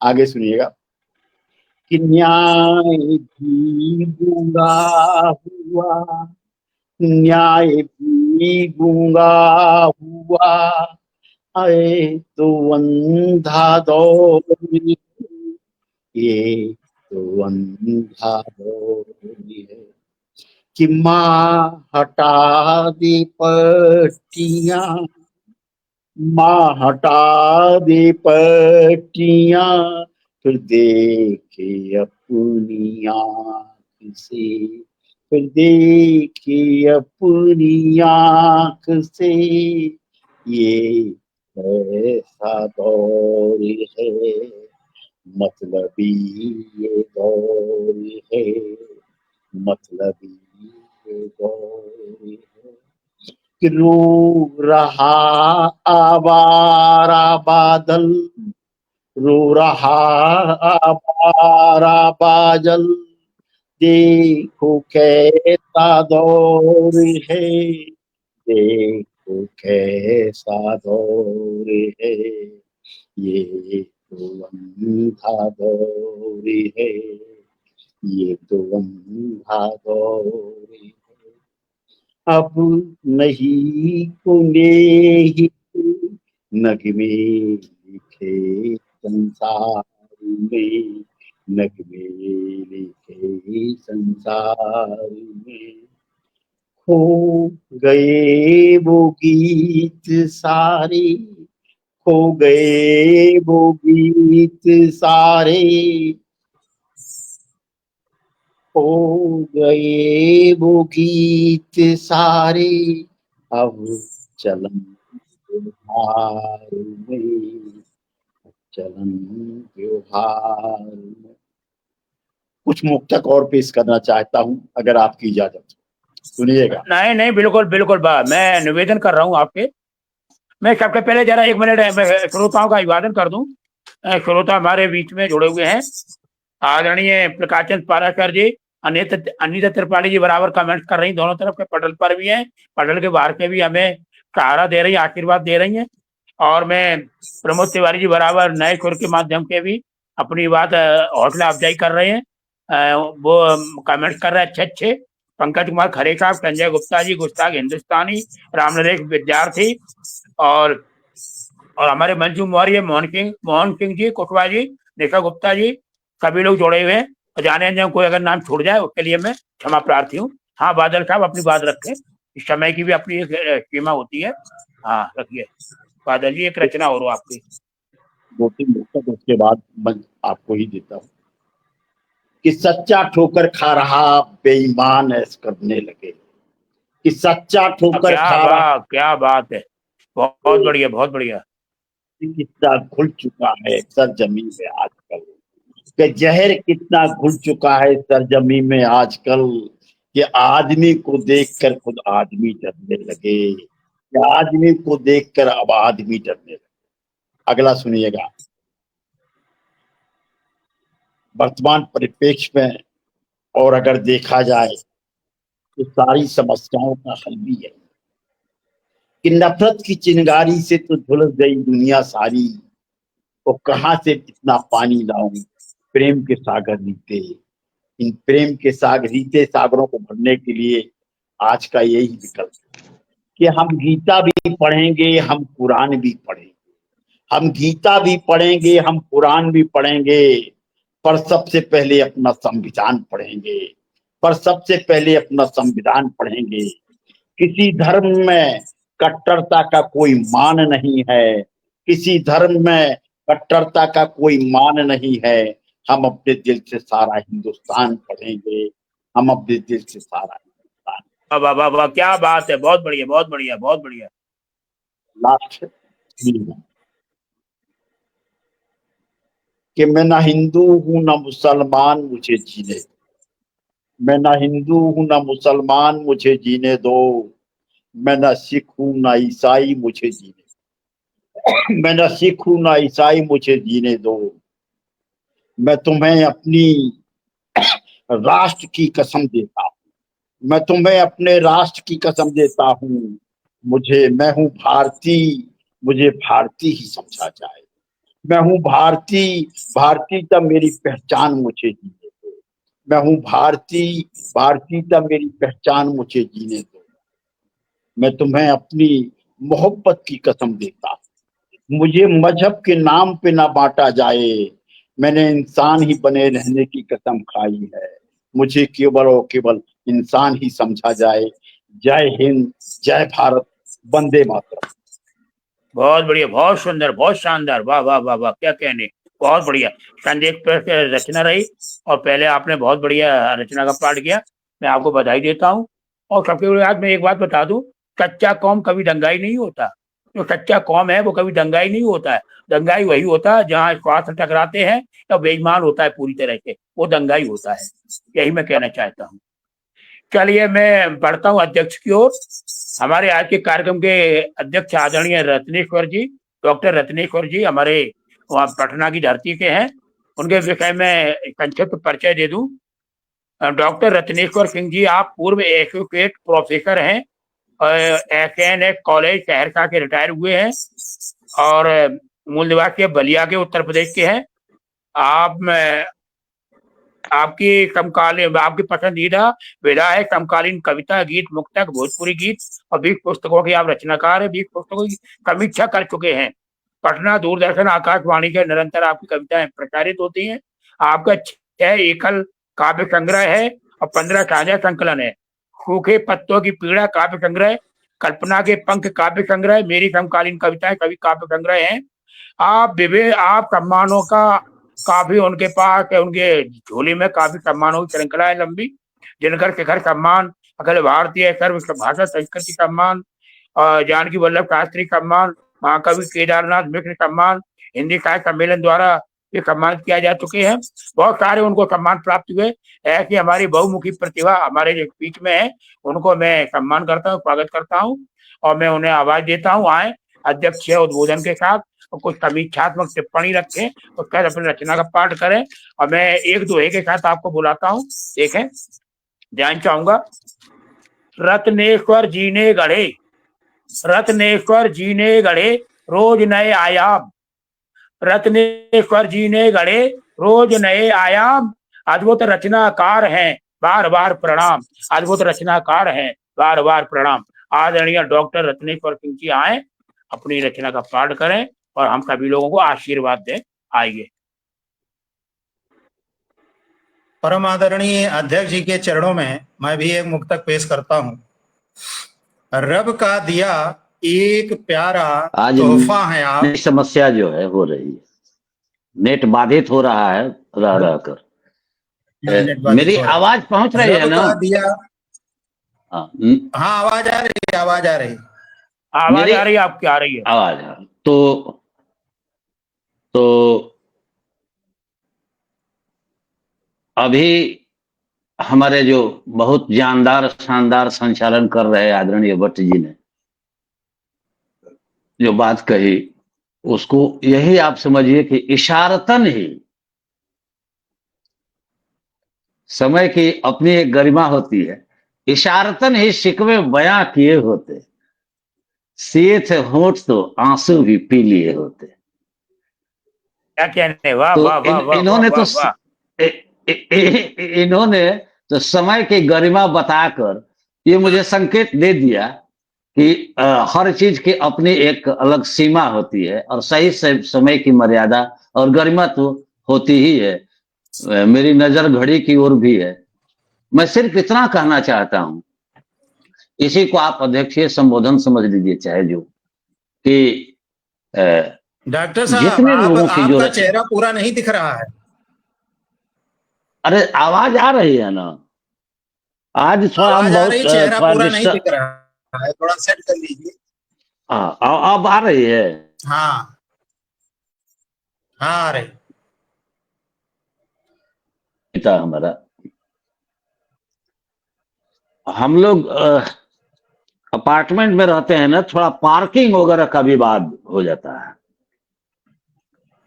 तो चलिए कोई बात नहीं। तो आरंभ में ही जब सरस्वती वंदना जब किया गया, हालांकि नेट रह कर जो है वो बाधित होता रहा, फिर भी गीत का जो आशय जो था वो इतना लाजवाब था कि दोनों ने की खुलकर बातें, दोनों ने की खुलकर बातें, फिर भी व्यथा अधूरी ही है। दोनों तरफ है प्रेम कदाचित, फिर भी कितनी दूरी है, फिर भी कितनी दूरी है। अब आप गौर कीजिए, मैं अपनी कविता का 2 अंश, इतना समय चक्र ने मिलन बिंदु बना दिया कि धरती से अंबर की कितनी दूरी है, तन से और इस मन की कितनी दूरी है, फिर भी तेरी याद आती कैसी ये मजबूरी है, मन की साध अधूरी है, धरती से। दोनों तरफ है प्रेम कदाचित, फिर भी कितनी दूरी है। ये क्या बात हुई भाई? दोनों तरफ है प्रेम, इसका पूरा जो डिफरेंशिएटिंग कहां है? दोनों तरफ है प्रेम, एक शब्द पर आप गौर कीजिए, कदाचित। मेहदी हसन का सर आदरणीय बादल जी वो सुने होंगे कि दिल का नगर आबाद है, फिर भी खाक सी जैसी उड़ती है, अपने अपने धुन में डूबे दो दीवाने याद आए, भूली बिसरी चंद उम्मीदें चंद फसाने याद आए। ये वहां इशारा करता है, भाई दिल का नगर आबाद है तो फिर खाक का उड़ना क्या।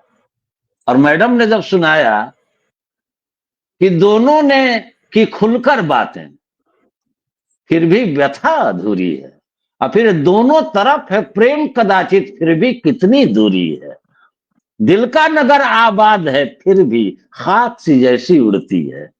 ये बड़ी बड़ी समानता का बिंदु लक्षित हो रहा है। अब एक दूसरी बात देखिए, मैडम आशा सिंह सिकरवार ने तो आज के इस काव्य गोष्ठी में जो मेरी अपनी विधा है उस आधार पर इतने सुंदर बिंबों का, इतने सटीक प्रतीकों का प्रयोग करके छोटी छोटी रचनाओं में, जैसे सही कहा संचालक महोदय ने कि गागर में सागर समाप्त कर दिया। अब बताइए, अब एक बिंब देखिए, लोहा में तप कर, लोहा आग में तप कर आकार पाता है। जैसे छोटी छोटी कविताओं में, जैसे आप 60-70 दशक में धूमिल ने एक जगह लिखा कि एक आदमी है, मैं बिंबों और प्रतीकों का उदाहरण देते हुए बात कर रहा हूं, जो रोटी बेलता है, एक आदमी है जो रोटी सेकता है, एक तीसरा आदमी है जो न रोटी बेलता है न सेकता है, वो महज रोटी से खेलता है। ये तीसरा आदमी कौन है? इस देश की संसद मौन है, इस देश की संसद मौन है। तो ये उस ट्रैक पर, उस पैटर्न पर, बढ़िया बढ़िया बढ़िया बढ़िया, बहुत बढ़िया, उस पैटर्न पर आशा सिंह सिकरवार ने अपनी आपको लगता होगा कि ये कोई गद्य कविता है, नहीं, ये गद्य कविता नहीं है।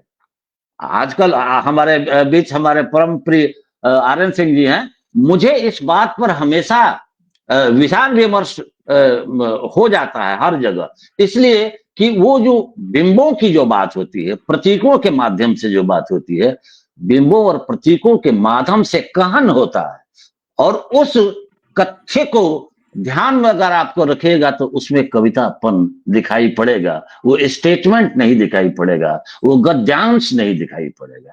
मेरी विदा है। हमारे प्रियवर आर्यन सिंह भी छंद मुक्त कविताएं लिखते हैं, फिर भी इतना बढ़िया, जैसे कि एक संवाद पर उन्होंने कहा बहुत जरूरी है संवाद का बनाए, हमने लिखा है बहुत, अगर समीक्षा ही पर मेरा मैं भी कुछ सुनाना चाहता हूं आप लोगों के भी।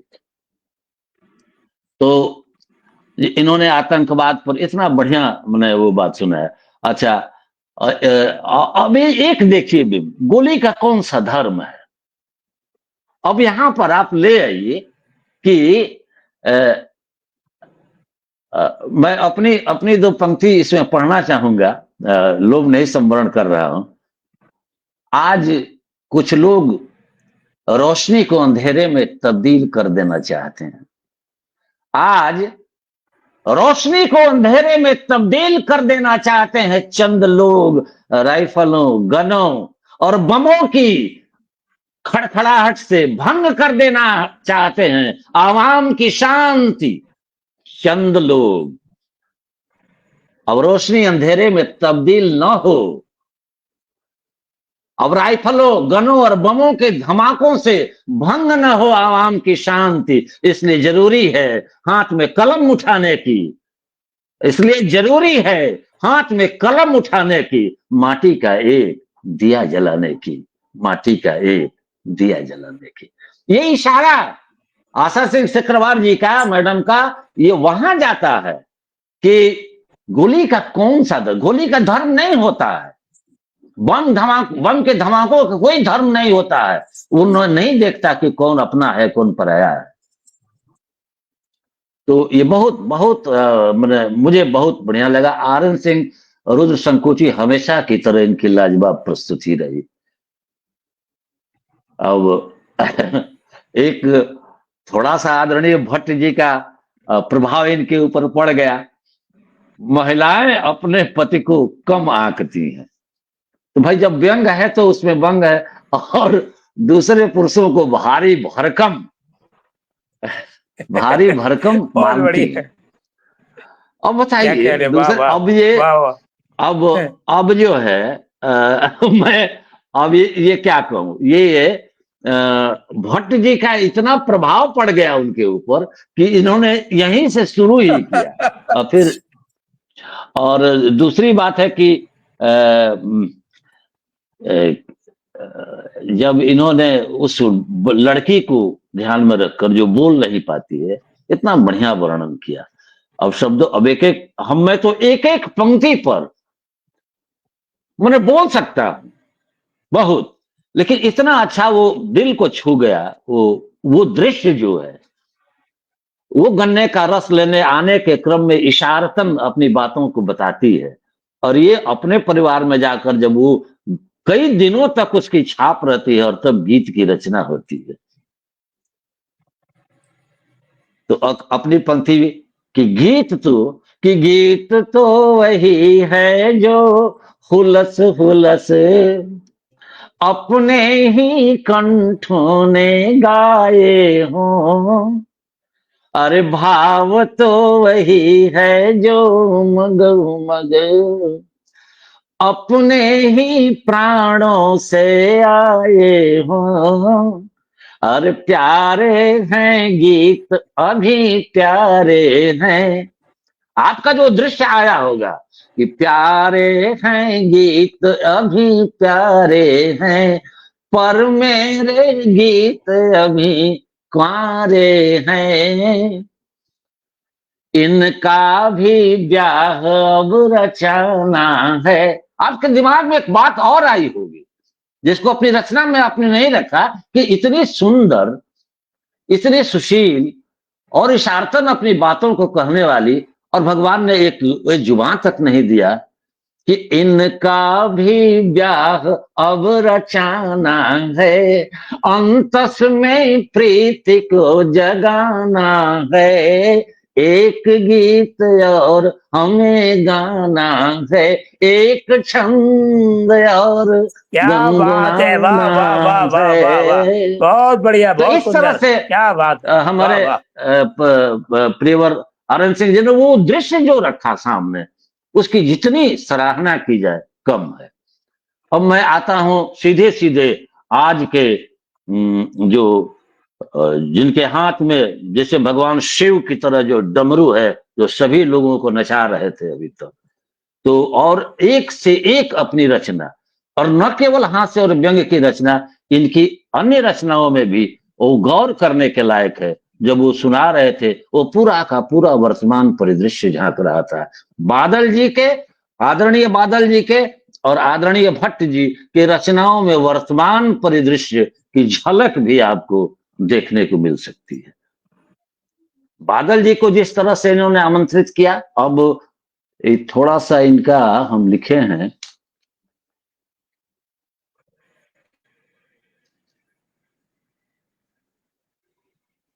मुस्कान लोगों वाली की बात पर पहले। रचनाएं और गीत, आदरणीय, हम लोगों की रचनाएं और गीत बहुत साधारण से हैं, लेकिन आपकी समीक्षा ने उसे उच्च कोटि का बना दिया।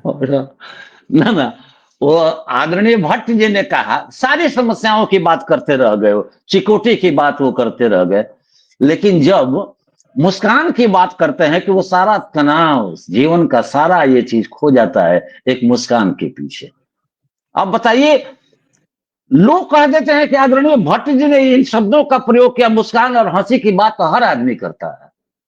देखिए जरा गौर कीजिए, जब दिनकर लिख रहे हैं कि इंद्र का आयुध पुरुष जो झेल सकता है, सिंह से बाहें मिला जो खेल सकता है, शक्ति के रहते हुए निरुपाय हो जाता,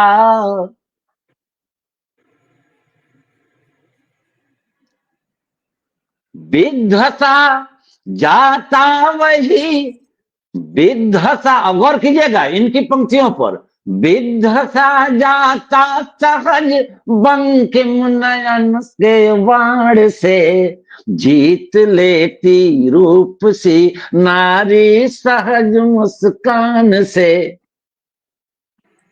बहुत बढ़िया, बहुत सुंदर, वाह वाह वाह। आपकी विध्वसा जाता सहज बंकिम नयन के वाण से, जीत लेती है सहज, जीत लेती है वही नारी अपन मुस्कान से। तो इस तरह से वो मुस्कान, वो साधारण मुस्कान नहीं है, मुस्कान पर तो बहुत सी बातें की जाती है, बहुत सी बात। दुख, दुख तो है, दुख तो है, अपने चेहरे से जगमगाया कर, दुख तो है मगर अपने चेहरे से जगमगाया कर, उचटती नींद की नीड मत बिखेर, उचटती नींद की नीड मत बिखेर, कुछ सपने सजाया कर, दुख तो है। क्या बात है, बहुत बढ़िया, वाह वाह वाह वाह, बहुत प्रेरणास्पद, आपका बिल्कुल बाकायदा मार्गदर्शन प्राप्त हुआ, बहुत अच्छा। दरअसल हमारे प्रियोर लोग जानते हैं, सभी लोग जानते हैं, और लोग बादल जी के, आदरणीय बादल जी की बातों को तो अगर आप लिखिए, देखिए तो वो क्या वर्तमान का चित्र खींचे हैं। मैं बीच में चला गया था, लेकिन मेरे पास अभी आधुनिक उपकरण है, कहीं भी घर में था तो सुन रहा था आपको कि ये जो मैं ठहरा आवारा बादल बने, ये पूरा जो वर्तमान जो है, फिर एक जगह वो लिखते हैं कि सो गया दशरथ कभी का कलयुगी परिवेश। माने जहां जहां पर ये वर्णन करते हैं, आप जरा सा ध्यान से अगर आप देखिएगा तो हाल ही में बाबा नागार्जुन की जयंती मनाई गई। मुझे 1 घंटा मैंने पूरा, मुझे उद्बोधन का मुझे अवसर मिला एक जगह। तो आप इस बादल की बात जो करते हैं, जिस आधार पर हमारे संचालक महोदय ने बुलाया, बादल जी की जो रचनाओं को सुनने के बाद क्या उसमें उसकी झलक नहीं मिलती है क्या? मैं रिलेट करके हमेशा बोलता हूं, झलक मिलती है कि नहीं? सो गया दशरथ कभी का कलयुगी परिवेश में, और फिर मैं ठहरा आवारा बादल। अभी दोनों को, आप दोनों पर मैं बात कर रहा हूं, और मुझे याद आ रहा है कि बूंद बूंद पानी की खातिर पौधों के शिशु तरस रहे हैं, कि बूंद बूंद पानी की खातिर पौधों के शिशु तरस रहे हैं, लेकिन अनुदानी करुणा घन झीलों पर ही बरस रहे हैं। बहुत बढ़िया, वाह वाह वाह वाह वाह वाह वाह वाह। झलक मिलती है कि नहीं? फटे वस्त्र हैं घर से, सो गया दशरथ कभी का कलयुगी परिवेश में। फटे वस्त्र हैं, क्या कलयुगी परिवेश है कि फटे वस्त्र हैं घर से, निकलेगी कैसे लजवंती, 80% शोषित जन की कष्ट कथा है रजत जयंती। तो वैसे लोग, ऐसे लोगों की झलक मिलती है आदरणीय बादल जी की रचनाओं में, कि जो आजादी का जो जश्न मनाया जा रहा था रजत जयंती समारोह में, रजत जयंती के नाम से ये कविता पढ़ने के लिए उन्हें आमंत्रित किया गया था। उन्होंने जब विषय में बांधा गया तो रजत जयंती पर ये कविता सुनाई थी। तो आज जो वर्तमान जो सो गया दशरथ कभी का कलयुगी परिवेश में, बस आपको ये 2 पंक्ति काफी है। इसलिए मैं सभी लोगों के प्रति हृदय से आभार और कृतज्ञता का भाव अर्पित करता हूं। सभी लोगों ने एक से बढ़कर एक अपनी रचना सुनाई। अगर आपकी इजाजत हो तो मैं भी सुनाऊं, और नहीं तो मैं तो समीक्षा के दौरान ये सुनाते रहा हूं, कोई दिक्कत नहीं। मैं सबसे पहले मैं समीक्षा जो आपने की, इतनी शानदार समीक्षा, बिल्कुल साहित्यिक मूल्यों पर आधारित समीक्षा, वो जरूरी हो जाता है। समाज को पता चलना चाहिए कि कविताओं का भी एक महत्व होता है। मैं तो यही कहूंगा अंत में, और फिर आपको कविता पाठ भी जरूर सुनना बहुत जरूरी है कि आप बिना कविता के कैसे रह सकते हैं। लेकिन इतना मैं कह देना चाहता हूँ कमरत मंच को नमन करते हुए, मुझे मालूम है कविता एक समुंदर है। आदरणीय बादल साहब, आदरणीय सिंह साहब, देखे, मुझे मालूम है कविता एक समुंदर है, मुझे मालूम है कविता एक समुंदर है, जो उसमें डूब जाता है वही पार जाता है, जो उसमें डूब जाता है वही पार जाता है। किसी की 4 पंक्तियां गजब का काम करती हैं, किसी की 4 पंक्तियां गजब का काम करती हैं, किसी का उम्र भर का लिखा बेकार जाता है, किसी की उम्र भर का लिखा बेकार जाता है। आदरणीय रत्नेश्वर सिंह जी, बहुत बढ़िया शानदार समीक्षा के लिए मैं बार बार मैं धन्यवाद देता हूँ और मैं ऋणी हो गया आपका। अब मैं चाहता हूँ एक रचना आपकी ना हो, ऐसे कैसे हो सकता है? रचना जरूर सुनाए, कविता का बस पाठ करें। एक मसला और 2-4 शेर अपने गजल की आपके सामने नहीं, रख रहा बिल्कुल हूँ। पूरा मन के सुनाइए, मन के सुनाइए, औपचारिकता नहीं, बिल्कुल मन के सुनाइए। हाँ, कम से कम एक रचना तो पूरी, हाँ पूरी करें। वही अच्छा, मैं ठीक। कह रहा हूँ, वही मैं कह रहा हूँ, और औपचारिकता की आवश्यकता नहीं है। फिर हमारे अनुज प्रिय क्या कहते हैं आर्यन सिंह कहेंगे कि आप हमेशा उबड़ खाबड़ कहते हैं। गजल के मामले में मेरी जमीन उबड़ खाबड़ है। ये कॉमन है मेरा, गजल सुनाने के पहले ऑफलाइन में भी मैं बोलता हूँ। आप गजल सुनिए और देखिए, चूंकि मैं सोशल रियलिटी पर अधिक मेरी गजलें भी, कविताएं भी, गीत भी, ऐसा नहीं है कि रोमांटिक से परहेज नहीं करता हूं। तो एक सोशल रियलिटी पर कि पूछ रहे हैं जख्म है कैसा, पूछ रहे हैं। हमारी सही में मेरा चेहरा नहीं पूरा दिखाई देता है, क्या हो गया है इस सब जो। अब ठीक है?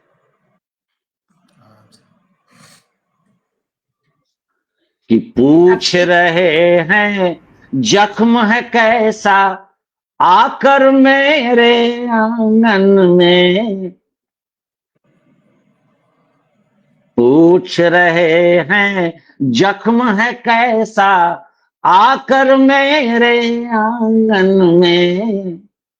जिन हाथों ने फेंके पत्थर, जिन हाथों ने फेंके पत्थर, आकर मेरे आंगन में। जिन हाथों ने फेंके पत्थर, आकर मेरे आंगन में। पूछ रहे हैं दर्द है कैसा, आकर मेरे आंगन में। से देखिए कि हर सहेज कर रखी चीज को तहस नहस कर जाता है। आता है जब तेज बवंडर अक्सर मेरे आंगन में।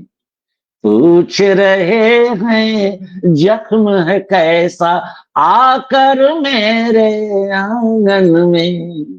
अब देखिए, एक बिल्कुल यथार्थ की खुरदरी जमीन पर रख कर बात को सोचिए कि पल भर की बरसात मुझे, हम लोग गांव गंवाई के थोड़ा रहने वाले लोग हैं, कि पल भर की बरसात मुझे सैलाब जदा कर जाती है। पल भर की बरसात मुझे सैलाब जदा कर जाती है। चूता है जब अगल बगल का, चूता है जब अगल बगल का, छप्पर मेरे आंगन में। वाह वाह, क्या कहने। कि पल भर की बरसात मुझे सैलाब जदा कर जाती है।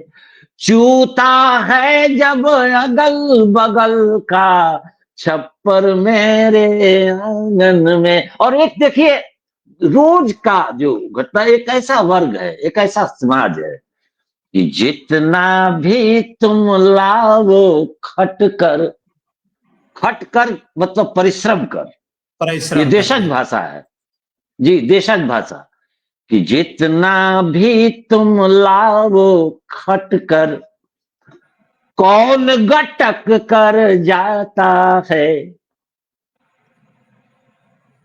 छुपा हुआ हो जैसे कोई अजगर मेरे आंगन में।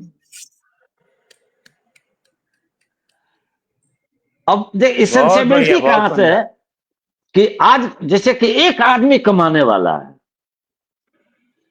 और इस पर मुझे जब ये बात आता तो मुझे प्रोफेसर वसीम बरेलवी का एक शेर याद आता है। उसको मैं शिद्दत से मैंने महसूस किया हूं कि कि जिस घर में बस एक कमाने वाला है, ये हमारे गजल से पहले, कि जिस घर में बस एक कमाने अरे वाला है, मर जाने पर पूरा घर मर जाता है। अब देखिए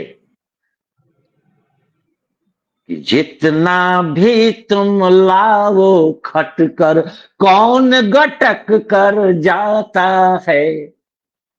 वाह वाह वाह वाह, हमारे क्या बीच कहने, वाह।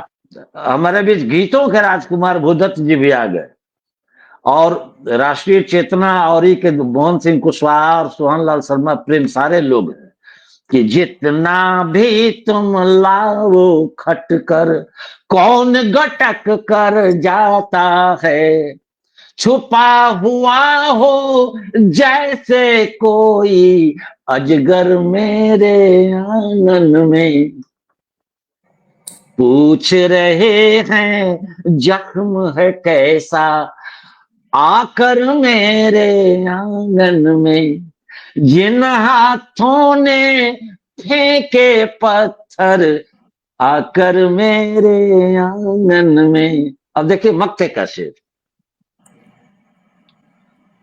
कि भूख उदासी और भूख उदासी और गमों की रहती है एक फौज खड़ी, भूख उदासी और गमों की रहती है एक फौज रतन,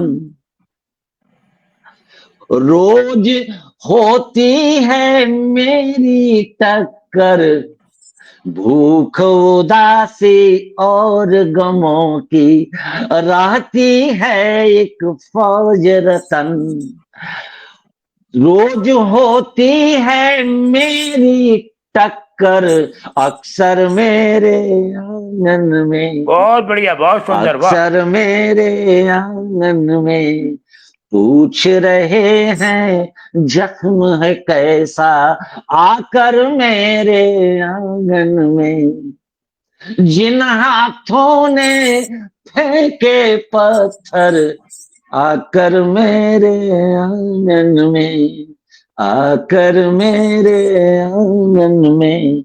बहुत बहुत आभार। बहुत बढ़िया, शानदार।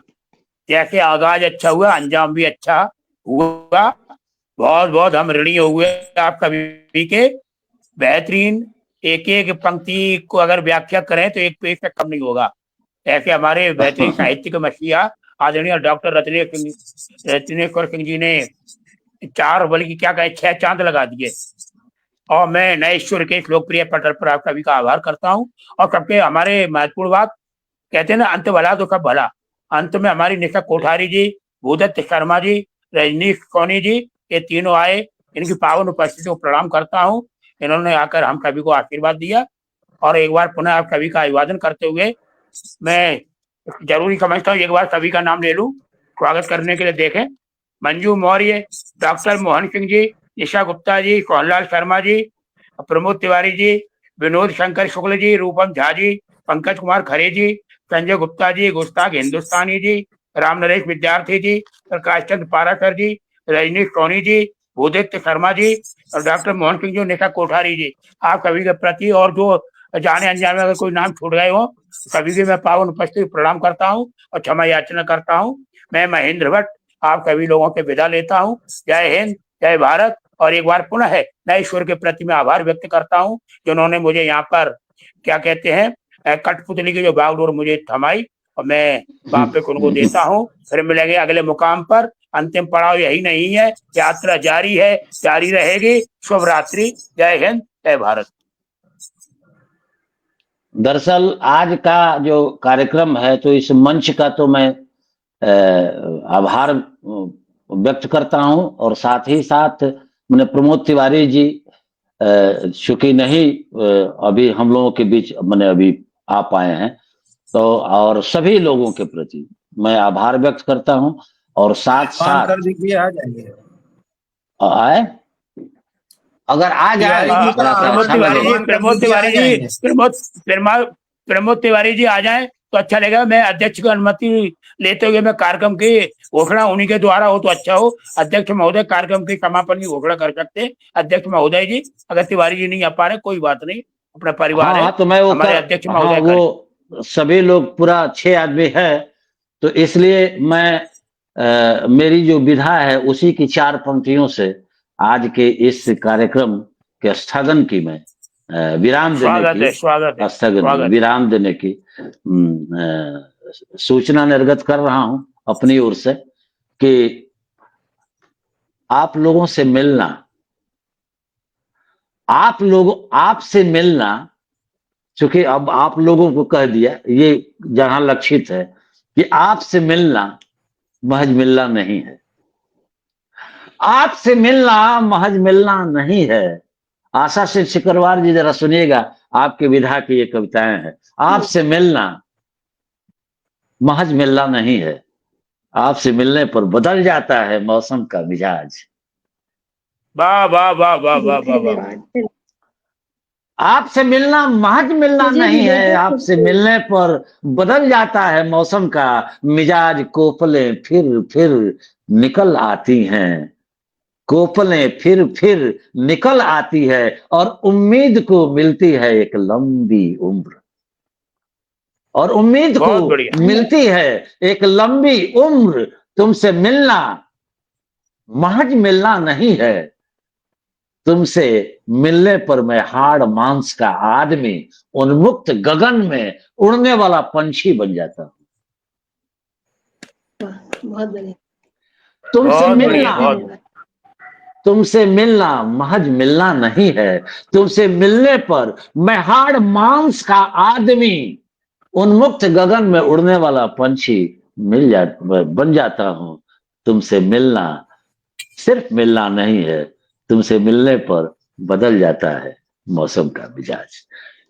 इसी के आधार पर मैं तमाम लोगों के आज के इस कार्यक्रम उड़ने वाला पंछी, उन्मुक्त गगन में उड़ने वाला पंछी, आवारा बादल, मैं तो यही कहूंगा साहित्यकार यायावर होता है। हम सब लोग यायावर हैं। चलिए, बहुत अच्छा लगा। बहुत और जितने प्रबुद्ध लोग, और हम बाद में देखे बहुत हमारे बड़े परम ये गीतों के राजकुमार जी, उनको मैं बराबर कहता हूँ। आपने कहा कि किसी का मन भर गया हो, तो मैंने इनको कोट किया कि इनका एक गीत रचना है इनकी, मुझे बहुत पसंद है कि प्यार से दिल भरता ही नहीं। तो दिल नहीं भरता। हाँ, मैंने कोट किया था इनको, हालांकि उस समय पटल पर नहीं थे। बहुत बहुत आभार, इस मंच को प्रणाम। आदरणीय प्रमोद तिवारी जी का विशेष आभार, जिन्होंने हम लोगों को आमंत्रित किया एक साथ हम सारे लोग। बहुत बहुत आभार, धन्यवाद। ठीक है, प्रणाम।